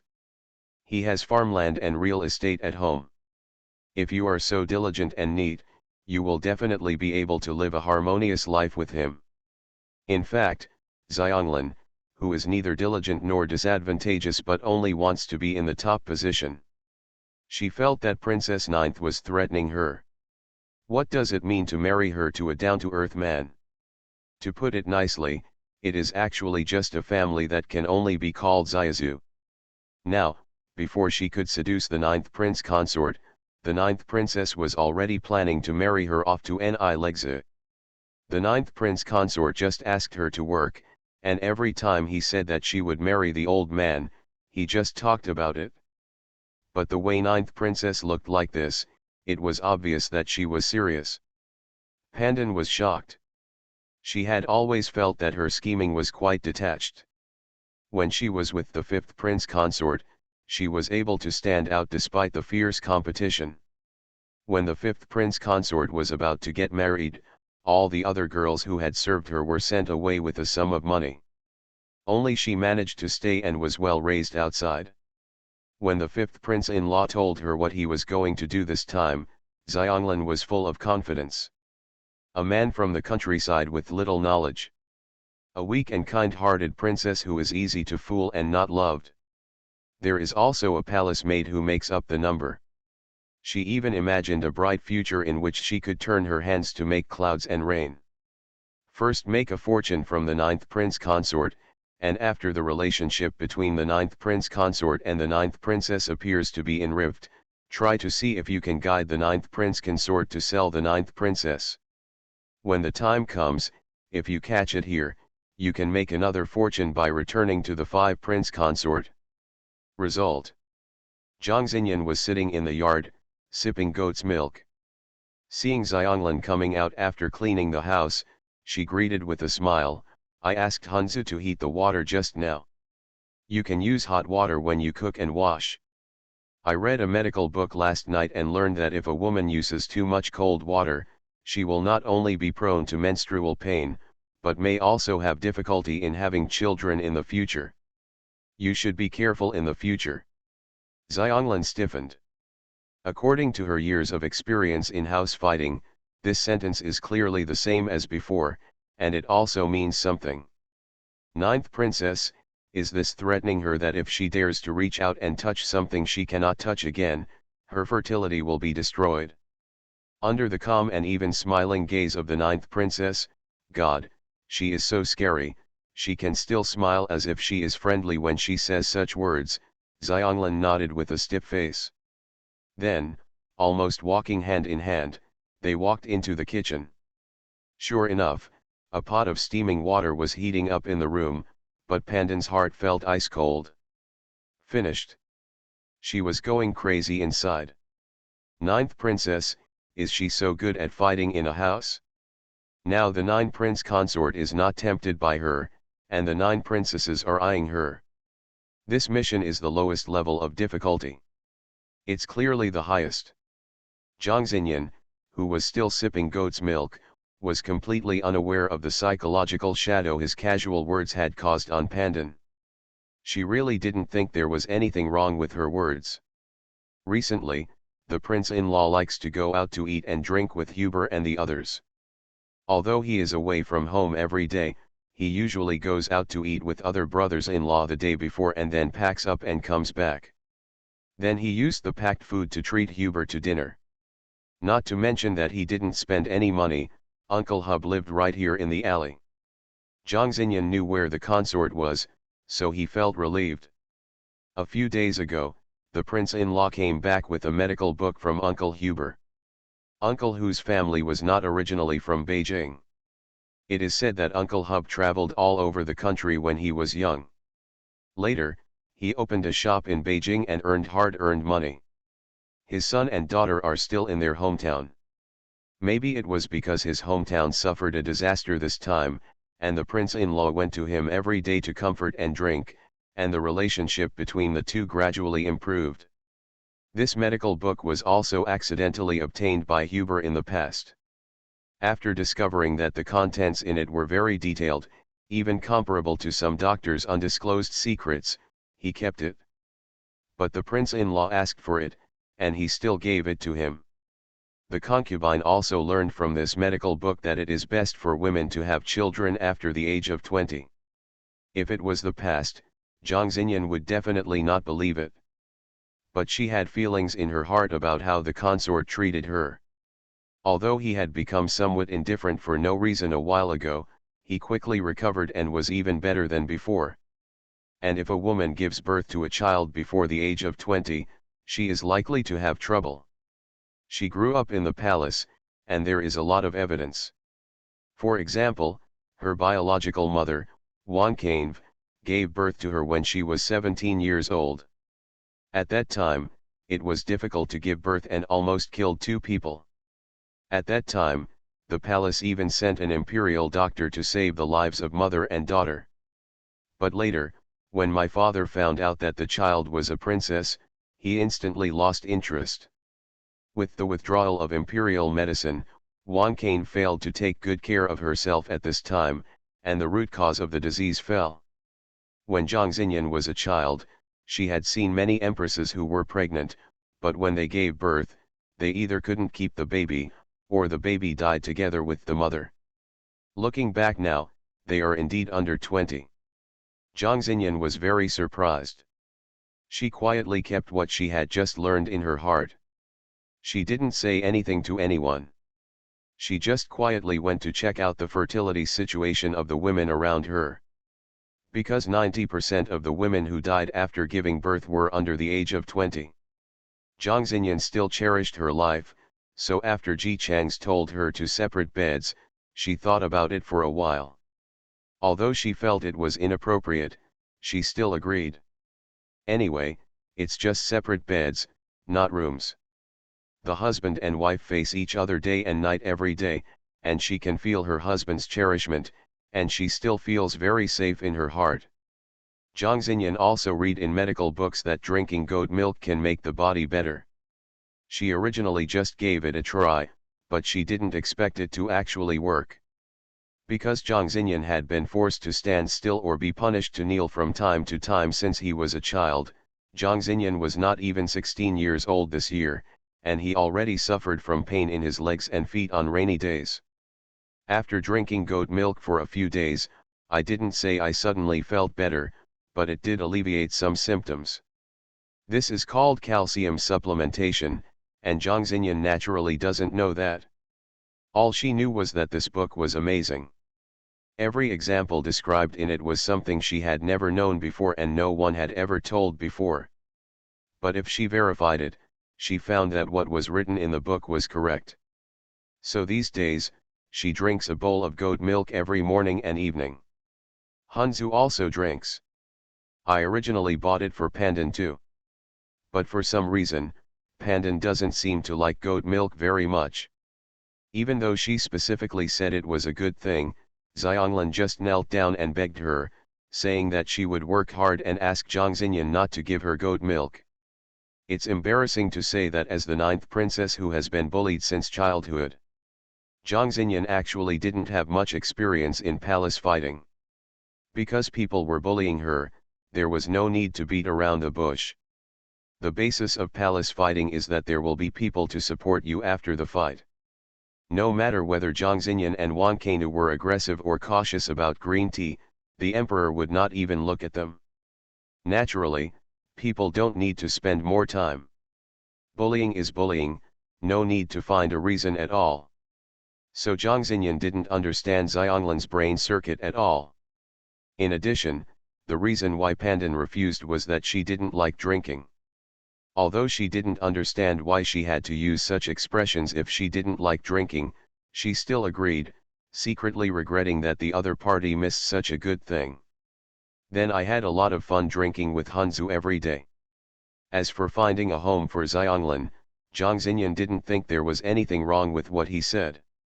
She was born as a maid, and if she received a favor from her master, she could return her deed, and she would be a free person from then on. But after all, she had been a maid before, and if she could find someone with a family with fields and houses, it was considered good in the capital. Although they are a civilian family, as long as the couple lives a good life, they can manage their lives well. Is there something wrong? While waiting for Ji Chang's to come back, Jiang Xinyan casually said that it would be better for Pandan to boil hot water when working in the future. Ji Chang smiled half-heartedly and glanced at Xianglan, who was hiding in the corner, her eyes full of sorrow, as if she had suffered a great injustice in his absence. Since the princess has such a kind heart, she will naturally listen to her. Xianglan, the princess is devoted to you, why don't you come quickly and thank the princess? Xianglan stepped forward aggrievedly and bowed Yingying, her tone full of weakness. Xianglan thanks the princess for being considerate. No need. Having done a good thing, Jiang Xinyan was very happy in his heart. When she smiled, her face showed some tenderness that she should have at this age. Since you came to our house, you have always done your best, and we naturally reciprocated. Xianglan. Her whole body froze. Cast. Peach. Report. Plum. Isn't this what she meant when she was in the first year of junior high school and the other party was in the 15th year? Is the ninth princess hinting to her that if she dares to do something detrimental to the Zhu family, everything will be paid back to her? She knew exactly what she had done in the Ji family. I have done it countless times just to seduce Ji Chang's, but it just didn't work. As for Ji Chang's study, she had quietly inquired about it many times.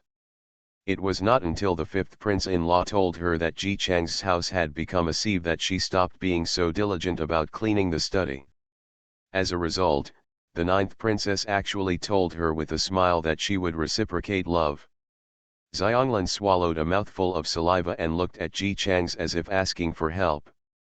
However, as if the ninth prince consort from the country could not understand such a simple hint, he kept looking at the ninth princess with a smile, and kept saying, "The princess is so kind.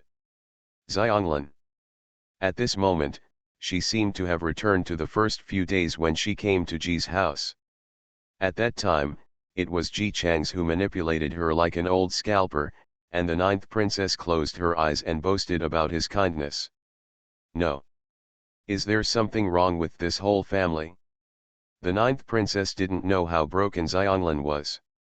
Being praised by her consort, she felt shy inside. I shyly went inside to read. Hanzu accompanied her into the house. Before entering, he took a wary look at Xianglin and found that she did not make the previous seductive behavior, so he followed her into the house with confidence. After entering, she picked up the rag and wiped the table in a familiar manner while complaining to Zhang Xinyan. "Princess, this servant doesn't look like a rough girl at all. She doesn't work as quickly as you said, especially when cleaning the table. She just wipes it once every time and doesn't pay attention at all.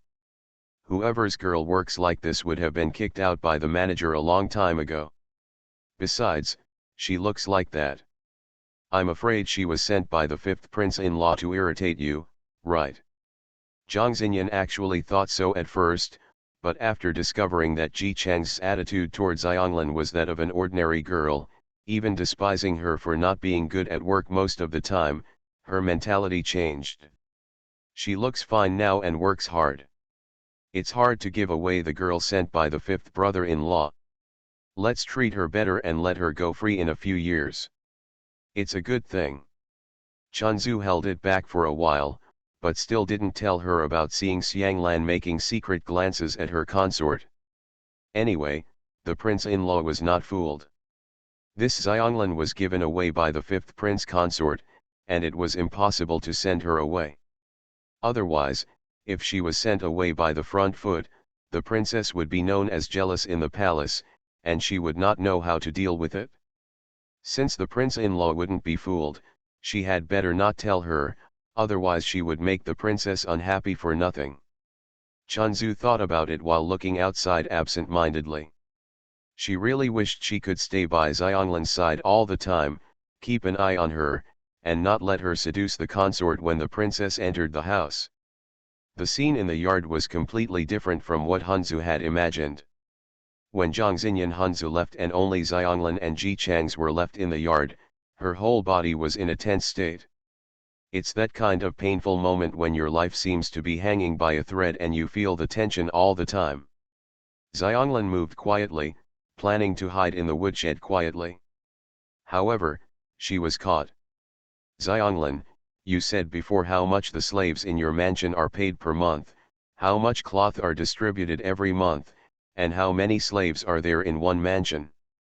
Don't be nervous, I'll just ask you a random question, and you can sweep the floor again when you answer." "Pandan. I'm coming." She has given up on seducing Ji Chang's recently. Otherwise, how could anyone be able to seduce someone when the other person is urging them to do work when they are alone together? At this moment, Ji Chang's finally asked, giving Xianglin the feeling as if the knife that had been hanging above her head had finally fallen to the ground. She accepted her fate and started sweeping the floor while answering Ji Chang's questions. As for why Ji Chang's asked about the situation in the fifth prince consort's mansion, This prince-in-law from the countryside has always been committed to getting closer to other powerful people. It is normal for him to want to inquire and learn. Although she has been away from the mansion for a few years, she grew up there after all. It is not an exaggeration to say that she knows everything about it. With the disdain in her heart for task, she is a country girl after all, she kept saying everything out. As Ji Chang's listened, he was making non-existent calculations in his mind. You must know that the father of the fifth prince consort is not from a noble family. Although his mother is the daughter of an official, her family is not good enough. How much dowry can she pay to her daughter?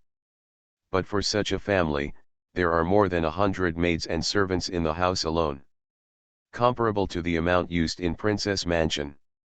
The princess's mansion relies on the emperor's subsidies. What does the fifth prince's family rely on? Then I calculated the places chosen by the 5 princes each time they traveled, the food they ate, the places they went to play, and the monthly payments and subsidies for their maids and servants. Ji Chang's quickly figured out in his mind the amount of money that a fifth prince-in-law should have. He even made a rough calculation of the amount of money in the account of the fifth prince consort's family. The fifth prince-in-law is probably beyond his wildest dreams. He sent people to try to create a rift. As a result, Ji Chang stole the house with his backhand. The next day, Ji Chang's came to Uncle Hu's house as usual and had breakfast together. Although Huber is called Huber, he is not very old. He is only in his 40s this year. He was born with a strong body. It's just that recently, because there is no news about my son and daughter, I look a lot haggard. Seeing Ji Chang's coming, he felt a little better.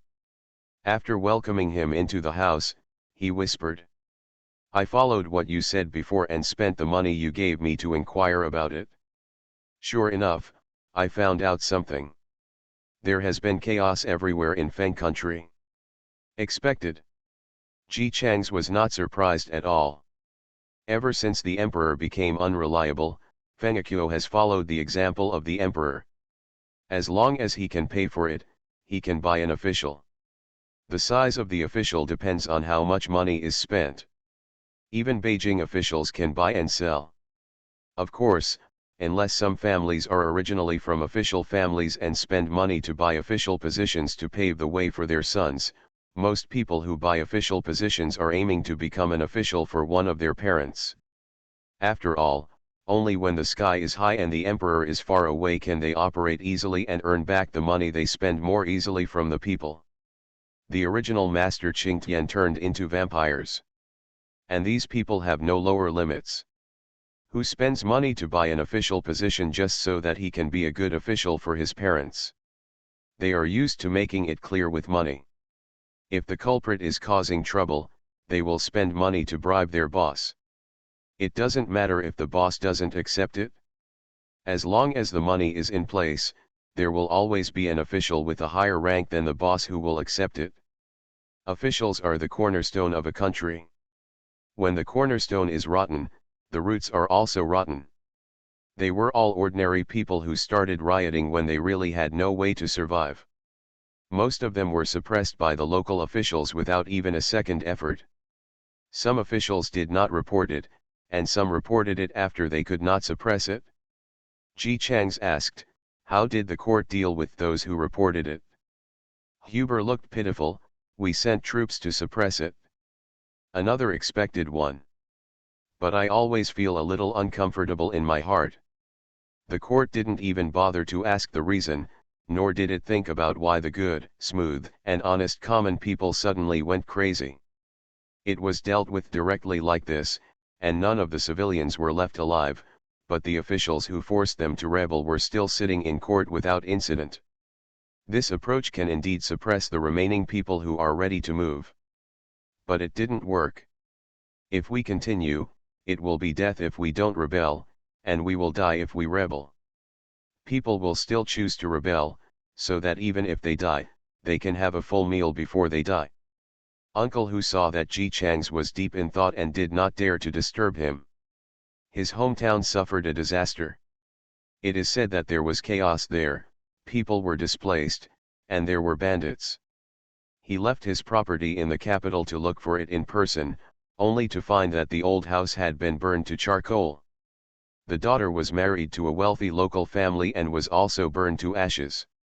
Uncle Huber failed to find his children, so he could only return to the capital and cry every day until a fellow villager who had escaped from the previous disaster told him, "My hometown didn't encounter a natural disaster at all, but a disaster.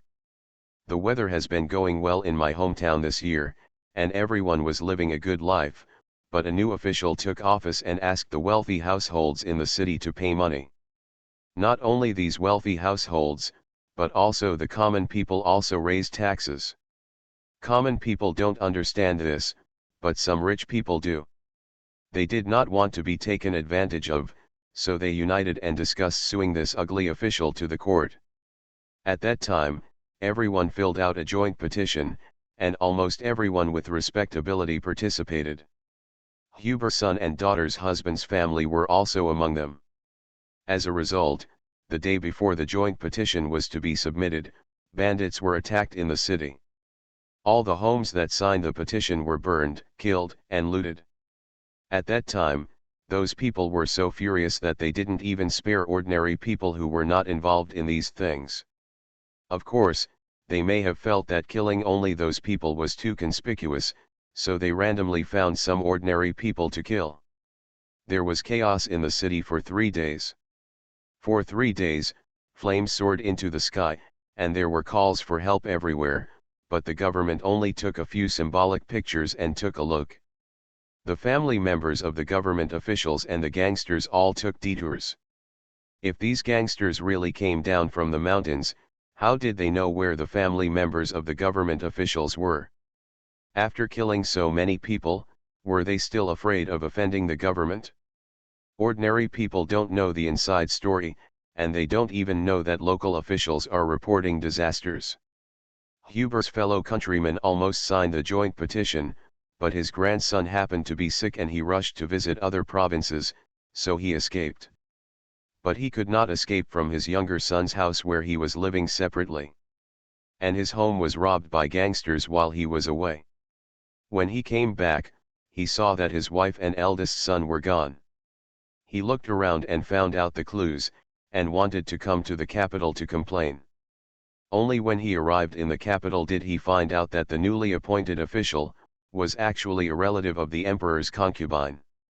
Concubine Yang is still very favored. He immediately stopped thinking and was taken in by Huber.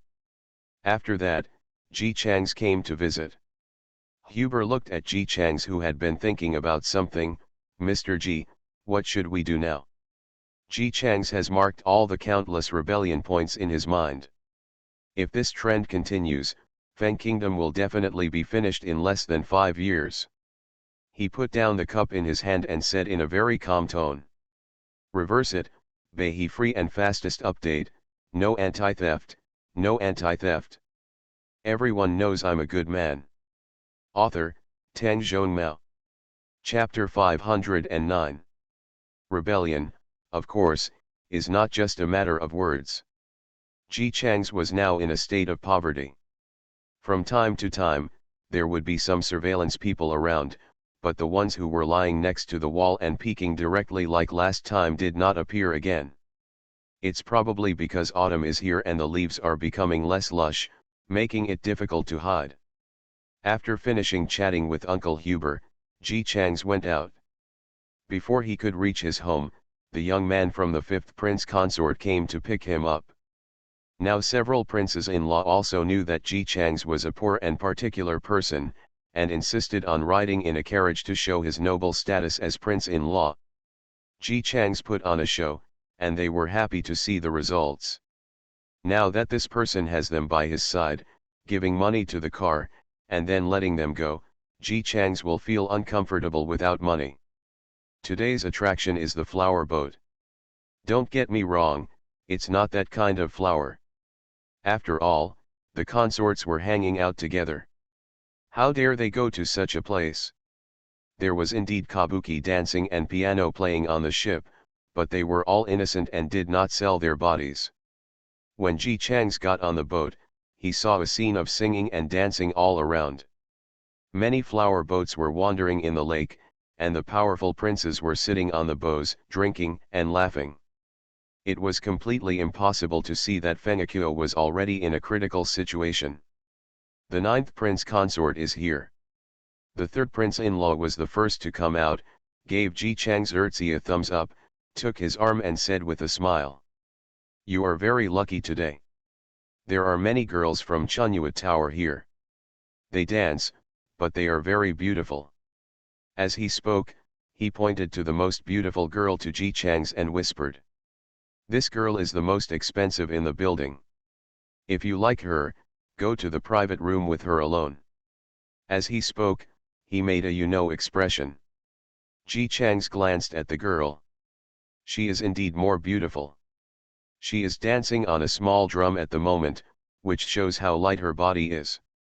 It seemed that there had been no movement from Xianglin, so the consorts became anxious and actually spent a lot of money to invite such a girl who looked like she was worth a lot of money.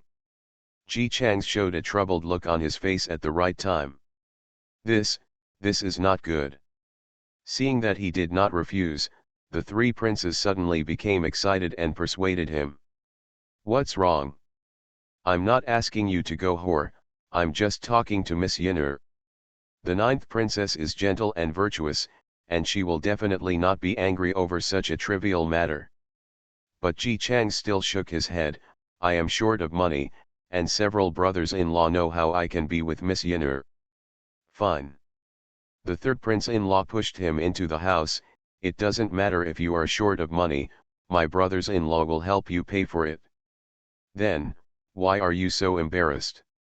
We are all a family. If there is anything to be embarrassed about, just feel free to chat with Miss Yin'er. Miss Yin'er is proficient in music, chess, calligraphy, and painting. She is also knowledgeable, sensible, and considerate.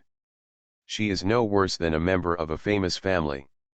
If you miss this time, there will be no next time." They all know that Ji Chang's weakness lies in his identity. The poor suddenly became rich. He was just a commoner in the past, so he naturally yearned for the ladies of powerful families. Now when he mentioned that Yin'er was comparable to a noble girl, Ji Chang's face showed a look of excitement. He glanced at Yin'er, who had just finished dancing and jumped off the drum. "I just don't know if Miss Yin'er is willing." The third prince-in-law glanced at Yin'er and saw that her beautiful face had a calm expression and she didn't look like she was willing to come forward to accompany the guests. He immediately smiled and said, "Don't think that Miss Yin'er doesn't want to be with you anymore. She behaves like a noble girl. Even though she is still virginal, deep down she is still willing to get close to men. You are so charming and charming, she will definitely fall in love with you at first sight, and she can only wish to be with you for a long time." Ji Chang showed an expression that seemed to be convinced. "Then I will chat with her and talk about poetry and songs." Okay, let's talk." Seeing that Ji Chang's, who had been seducing Xianglin for so long without success, was finally attracted to the woman, the three consorts could only wish to push the two of them directly into the bridal chamber. Seeing Ji Chang's enter the room, he quickly greeted Yin'er. "What are you doing standing there in a daze? Why don't you hurry in and serve the ninth prince consort well, you know?" Yin'er didn't say anything and walked in directly. The three princes-in-law returned to the dinner table. Seeing him like this, the other princes-in-law asked, "Is it done?" "It's done." The third prince-in-law Erong said proudly. Ji Chang's didn't dare to do it at first, but after he saw Yin'er's appearance, he couldn't say anything at all. The fifth prince-in-law also laughed. "I told you, there is no man who doesn't cheat. He doesn't like the girl next to me. It's not because he is a gentleman, it's because he doesn't like her." The fourth prince-in-law sighed regretfully. "It's such a pity. That Yin'er is one of the most beautiful in the world, but her price is too high, and my princess here is very strict with her, so she actually took advantage of this countryman." Speaking of this, the third prince consort also remembered the key points. Yinner's money is not cheap. What if Ji Chang's can't control it? If that's the case, it's still a good thing. Yinner Pogwa, do you think ninth princess has any objections? Although the money is expensive, we can just put it together. The princes-in-law didn't have any problem with collecting money. They were ordered by the princess to drive a wedge between the 9 consorts and the 9 princesses, but they couldn't make any noise for so long. Every day, under the restaurant and sitting on flower boats, Ji Chang's was eating and drinking as he should, but he didn't follow their plan. Ninth princess, do something. If this matter is not resolved, the princesses may really feel that they are useless. Now if we can spend some money to solve it, then everything will be fine. The third prince consort thought it was a good deal after thinking about it. He smiled and said, "You didn't see it just now." Ji Chang's eyes lit up when he saw Yinner. If he didn't know, he would have thought that Yinner was struck with silver. This will definitely happen today. The consorts suddenly became extremely confident. If Ji Chang's really fell into the trap, it would be good for them to pay some money, so that the princess would not push the progress every day and get angry after knowing that there was no progress.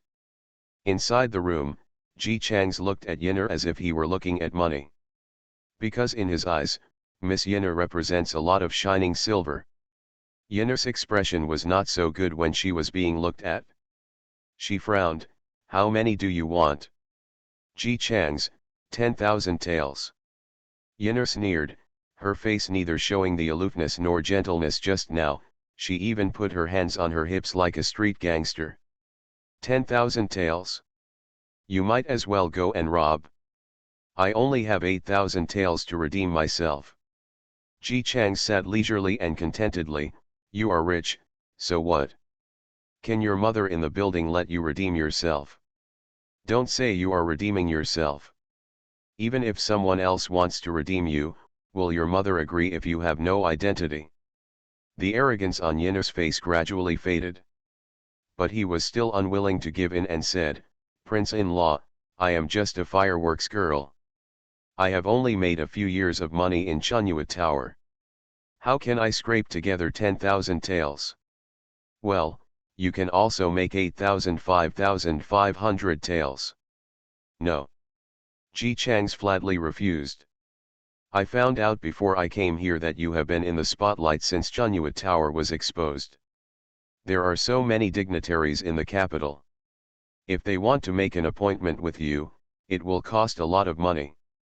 For this money, you and Chunua Tower my mother split the accounts between 30 and 70, and within a few years, she had about 20,000 taels." He looked at Yinner, whose expression changed instantly after hearing the precise number, and raised his eyebrows. "Well, I don't want much, just 9,500 taels, just because Miss Yinner is a happy person. You should also know that except for the royal family and relatives, no one in this capital can redeem you. Even if others redeem you, they will only make you a concubine. You have been planning for these years, but you are still willing to become a concubine in the end. For a concubine."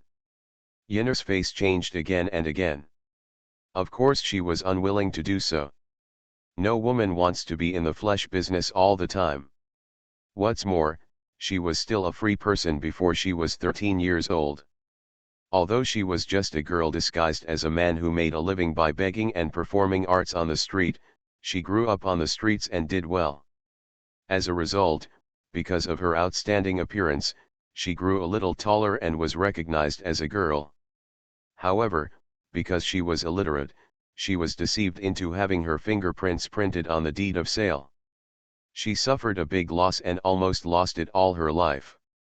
After entering Chunua building and finding that she couldn't escape, she pretended to give up and learned the craftsmanship in Chunua building. She is proficient in playing piano, chess, calligraphy and painting, pen, ink, paper and inkstone, and studies it more seriously than other girls. Later, the mother in the building felt that she was good-looking and a good prospect, so she spent money to hire a very capable person to teach her. When she turned 16, she was immediately promoted to be the number one. It was said that the house was to be cleared, but Yinner knew that it was just because the price was not enough, and her mother wanted to keep her as a cash cow for a while longer, and only let her sell herself after she had earned enough fame and money. As soon as the number one guy started selling himself, he wasn't as popular as before. At first, she may have to pay a lot of money to sell it, but gradually she can sell it at an ordinary price.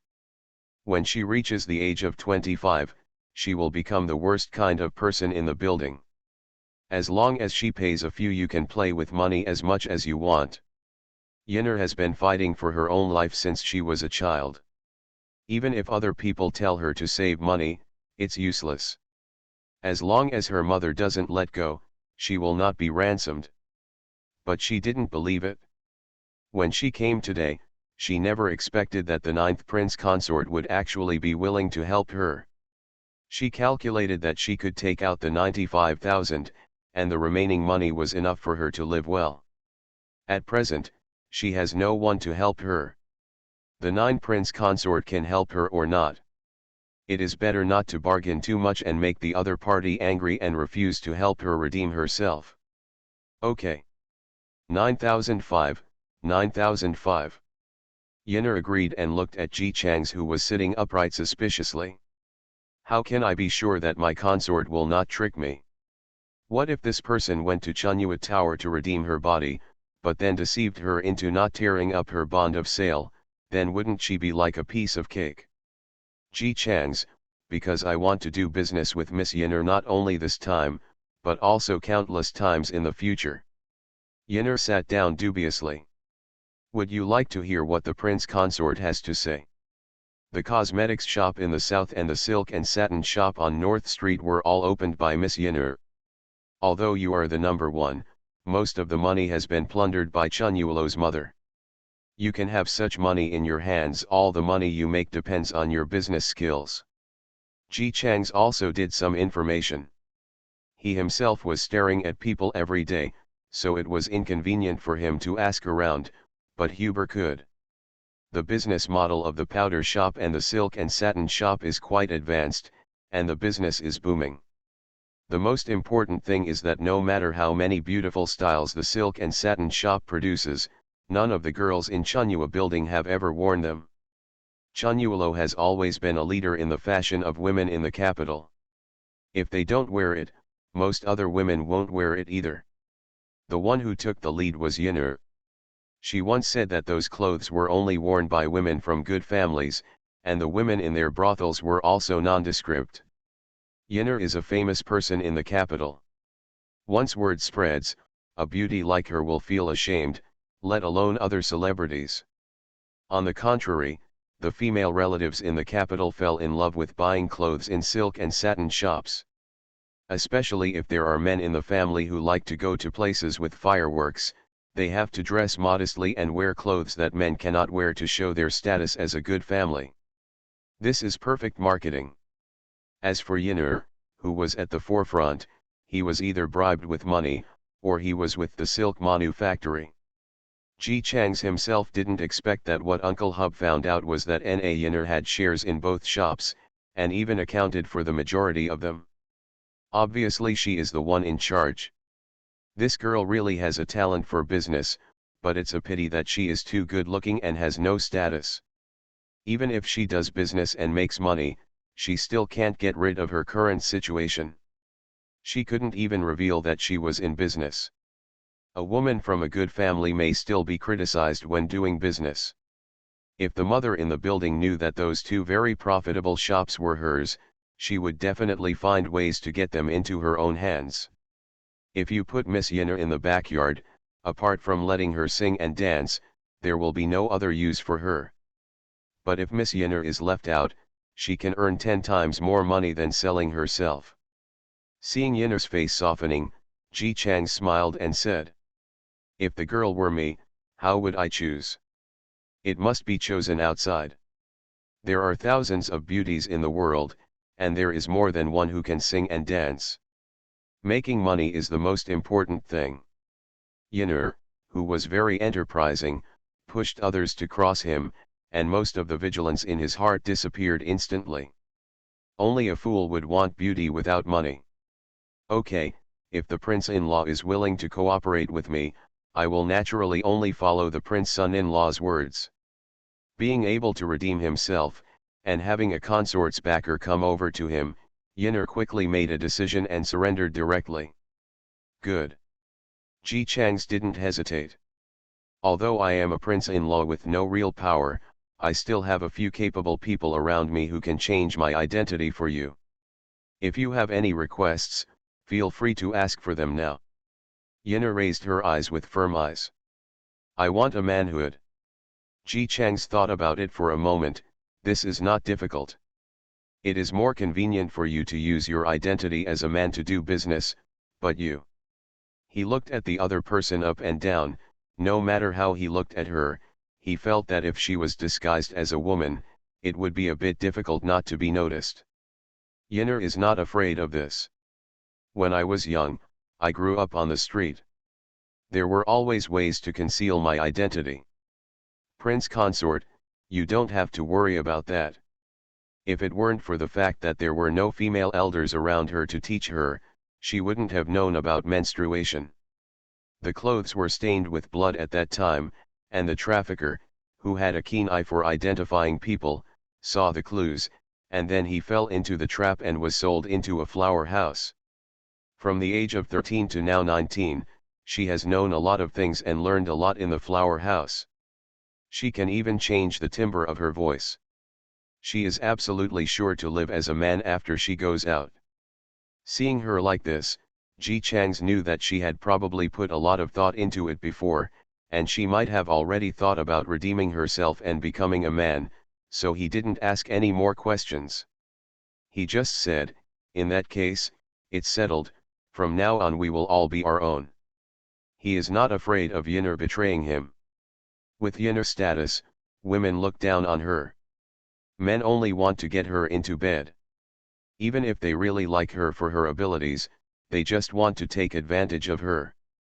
They don't think highly of her from the bottom of their hearts.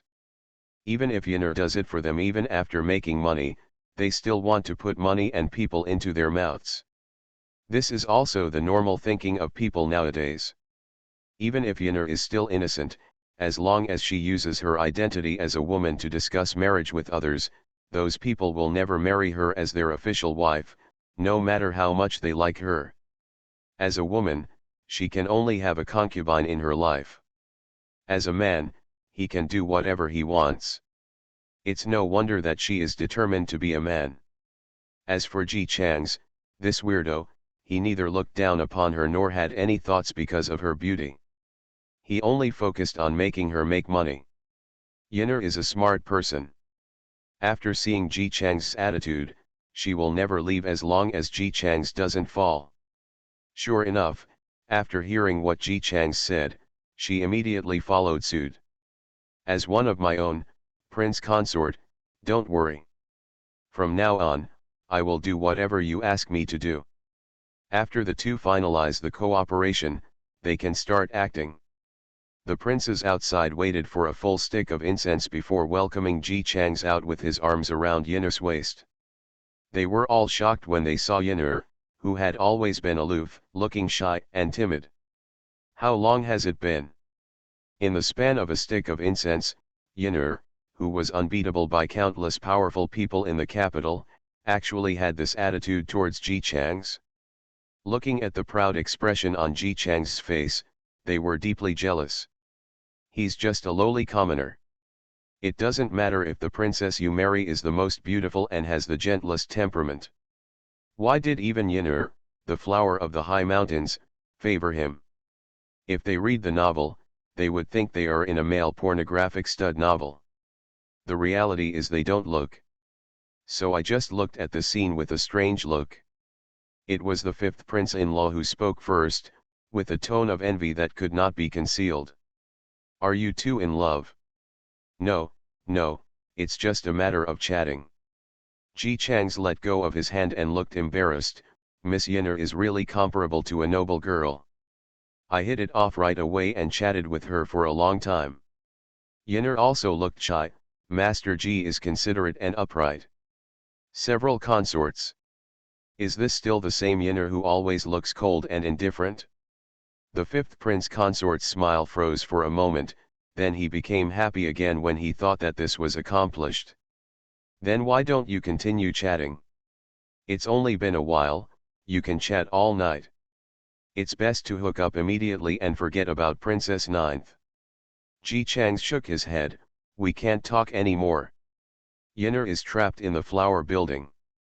I want to save her but I can't. Since I know that everything I do is useless, I might as well stop here. Yinner looked touched, young master, you don't have to blame yourself. Even if you can't redeem Yinner, Yinner won't blame you. Several consorts. Wait, you mean, you still want to redeem Yinner? Ji Chang shook his head. I think was written all over his face, but he still said. Yinner is worth a lot and my mother won't let her go. I can't redeem her. In this case, it's better to never see her again. Yinner kept nodding. The third prince-in-law was anxious. They had been struggling for so long to finally get the woman Ji Chang's fell in love with. It would be a pity to just give up. He tried hard to persuade, even if you can't redeem yourself, you can still visit me from time to time. Yes, it would be nice to see more. However, Ji Chang's did not listen to the advice at all. If you can't redeem yourself, what's the use of watching? Do you have to watch Yinner being hugged and hugged by other men? Brothers-in-law, there's no need to persuade me. I'm afraid of myself and it's really hard for me to control Yinner, so I'm going back first. Seeing that Ji Chang's was really about to leave with a look of reluctance, the third prince consort became anxious and shouted. We help you. The expressions of the other consorts froze, and they watched Ji Chang's turn around with surprise on their faces. Help me?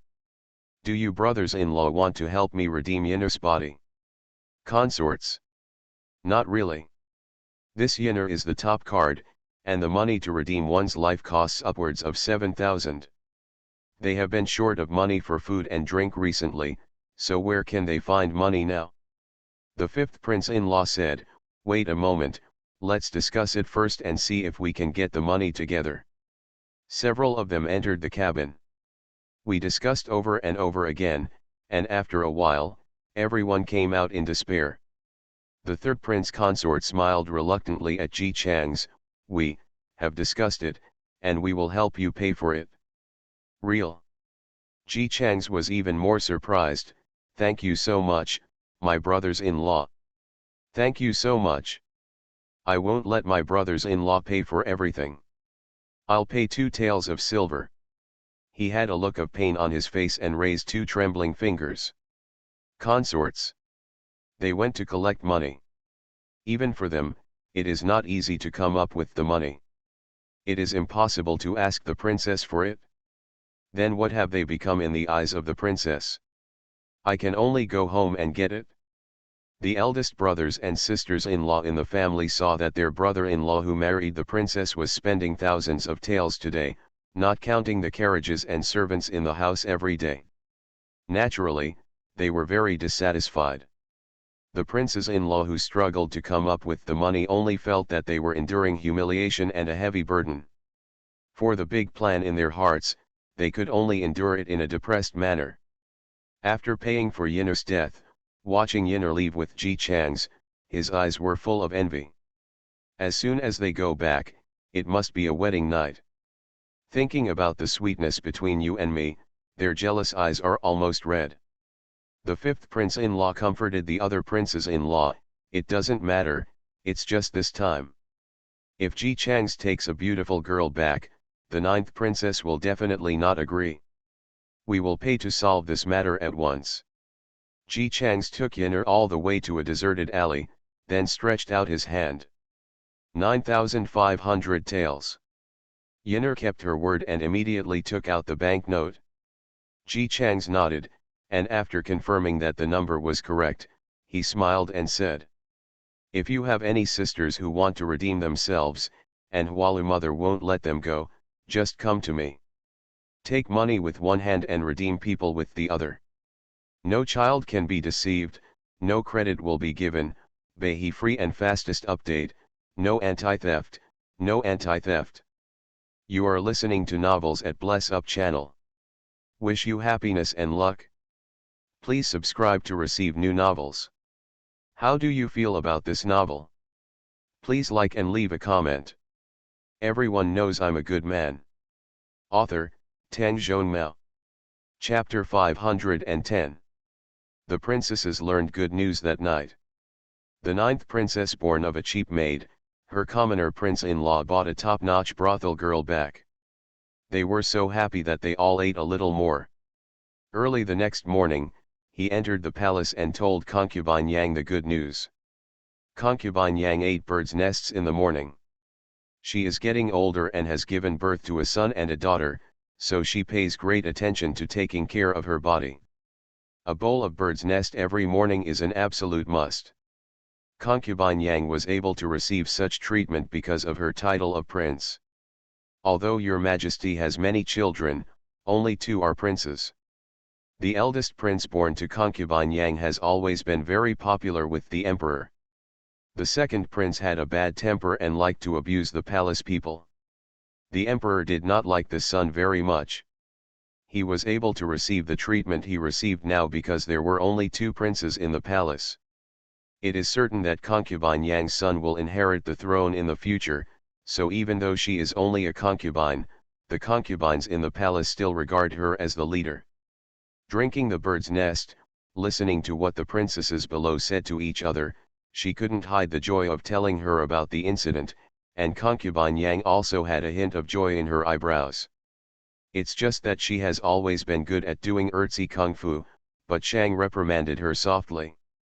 If the ninth prince-in-law did such a thing, it would not be nice to tell anyone about it. Please don't tell anyone about it, so as not to make your father angry. The princesses all agreed. There are 5 princesses who came specifically to pay their respects. The eldest 3 princesses are already 23 years old this year. It doesn't matter if it's big or small, it doesn't mean it's small. At this moment, he said with a smile, 9 sisters are not married as much as other sisters, and the only thing that is good is that the prince-in-law is infatuated. I didn't expect that people's hearts can change. At first, the 9th prince's son was so in love with 9 sisters, but now he has also changed his heart. Concubine Yang listened to her words with a smile on her lips. It's the 9th princess's fate that deserves it.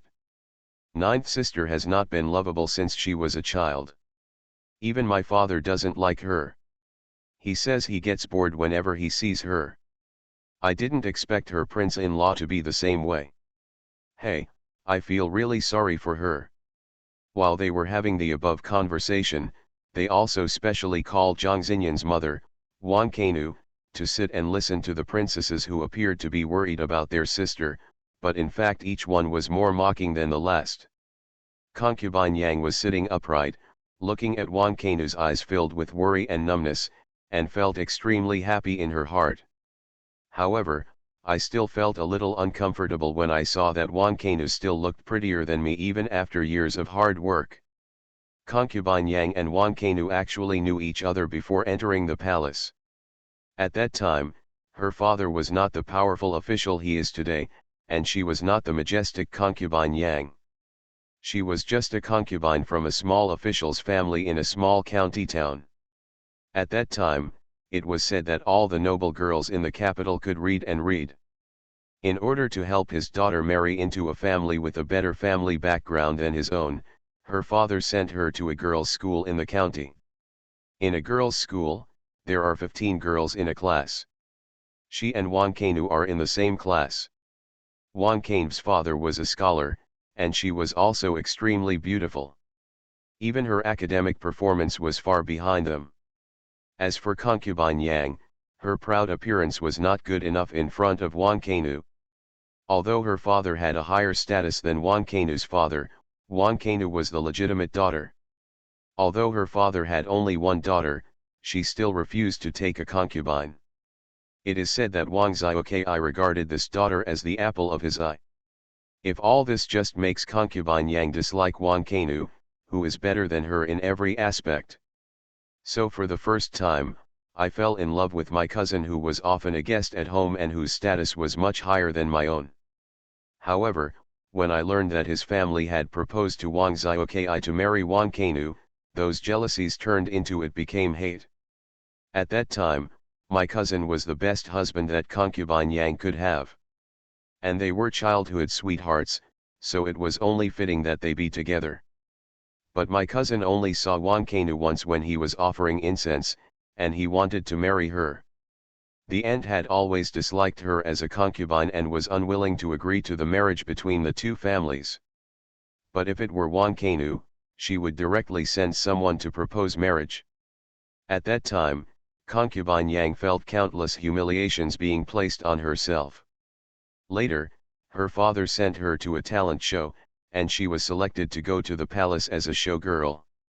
Before departure, concubine Yang specially asked a fortune teller to tell her fortune. She originally wanted to figure out whether she could be successful in the palace, but before she knew it, she thought of Wang Kainu, the woman who always puts pressure on her. She asked the fortune teller if she had a nemesis who was even more beautiful than her and would become a threat to her. The fortune teller calculated for a long time and muttered, "Girl is destined to be rich and noble, but that girl is ahead of you in terms of destiny. In the future, I'm afraid we will inevitably have to work with the same husband and compete with you, girl." In fact, the fortune teller said this very deliberately. After all, he knew that concubine Yang was a showgirl who was about to enter the palace, and girls in the draft were all about beauty. Since she was prettier than concubine Yang, she would definitely be selected into the palace. Everyone has entered the palace, everyone is serving the emperor, and they must be working together. At that time, concubine Yang didn't know these twists and turns. After hearing this, she was shocked and gave her money to ask for details. The fortune teller started to talk nonsense. Although that girl has a precious destiny, she can still be suppressed. But if she gives birth to an heir, it's hard to say whether the heir will be a man in the future. If it is a woman, I'm afraid. He dipped his hand in water and wrote the character phoenix for phoenix. Huang can have many explanations in Feng Kingdom, but the most popular explanation is that the queen can use phoenix. According to the fortune teller, if Wang Kainan gives birth to a daughter, then this daughter will definitely be a serious problem for concubine Yang. This child is born with wealth and destiny, and can definitely become the mother of a country. If she wanted to suppress the other party, in addition to giving him money and listening to his feng shui, she would also have to find a way to suppress the other party when Wang Kainu's daughter was still young.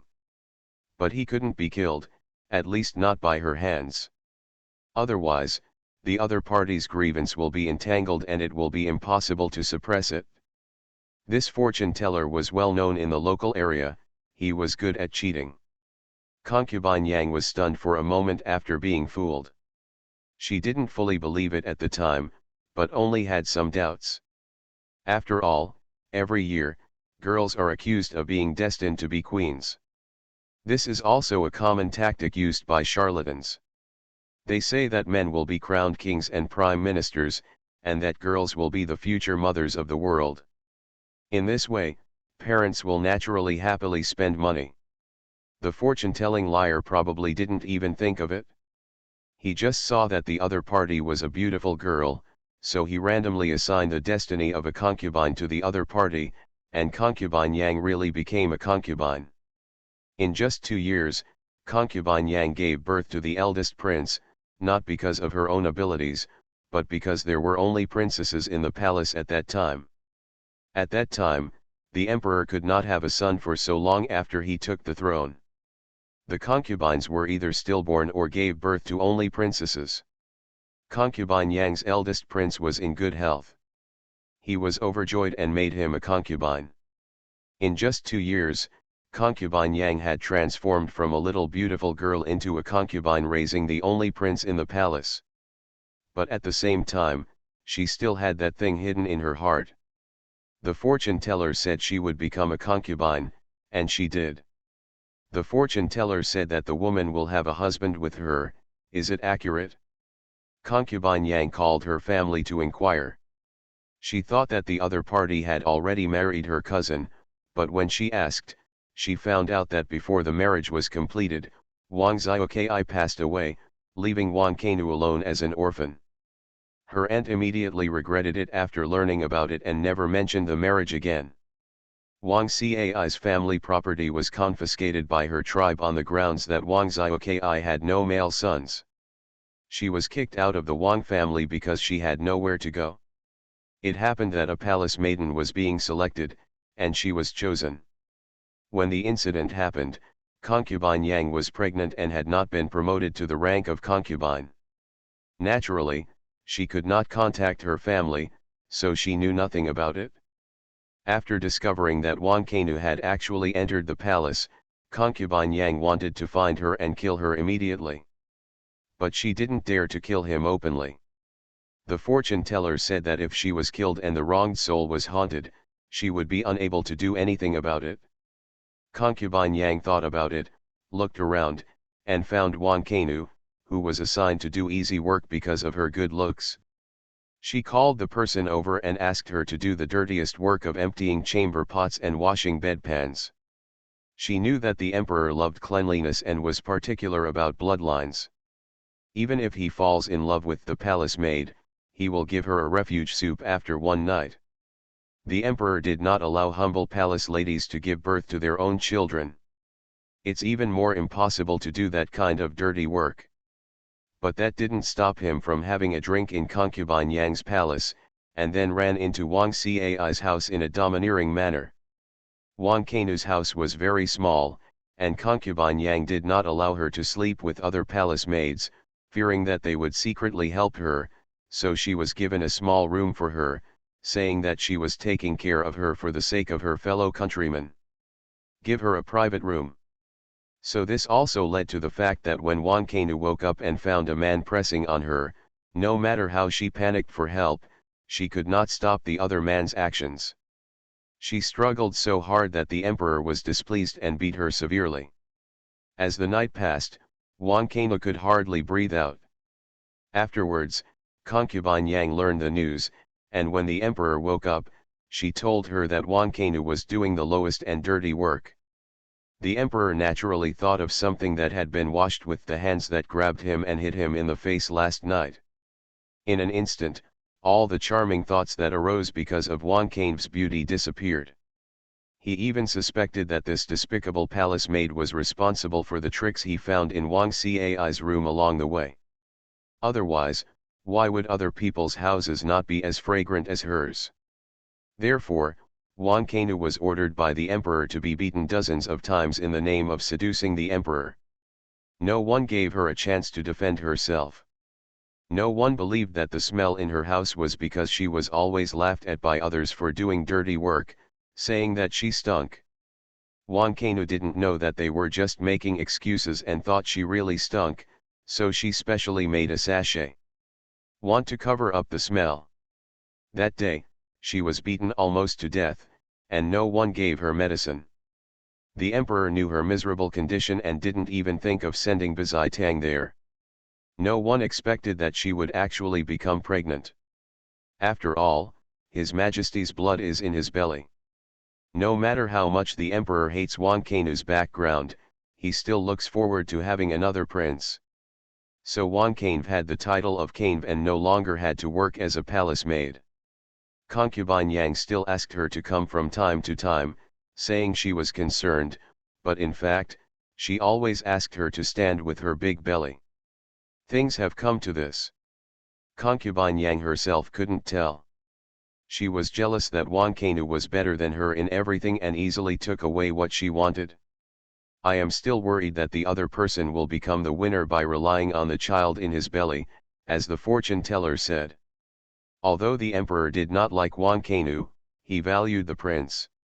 Concubine Yang did not dare to do anything to the child in Wang Kainu's belly, so she could only try her best to tease her. It's just that the kid is really stubborn. Even though this was the case, Wang Kainu still had trouble giving birth to her.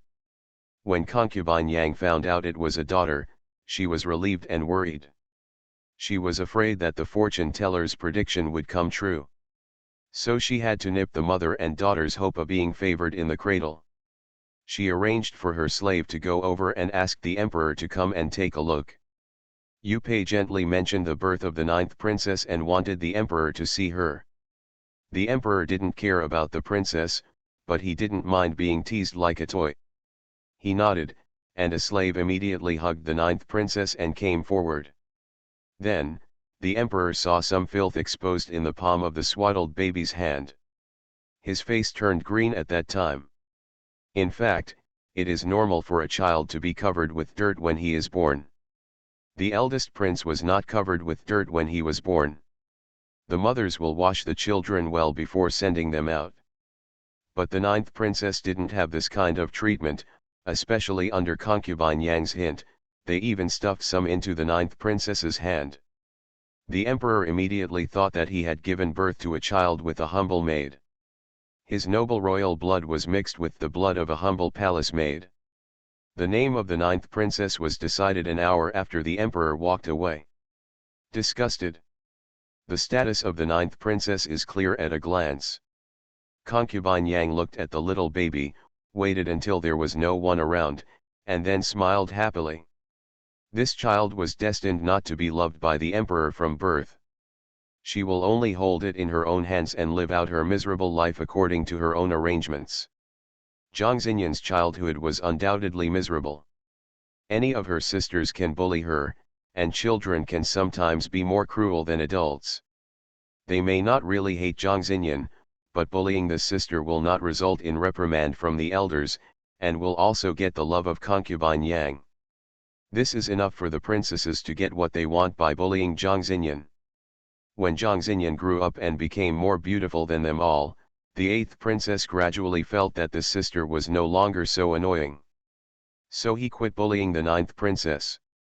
The eldest princess and the 2nd princess are older and more sensible, and will not rely on bullying their younger sisters to get what they want. The remaining 5 princesses were the main group bullying Zhang Xinyan. Especially when everyone grew up, the emperor specially held several palace parties.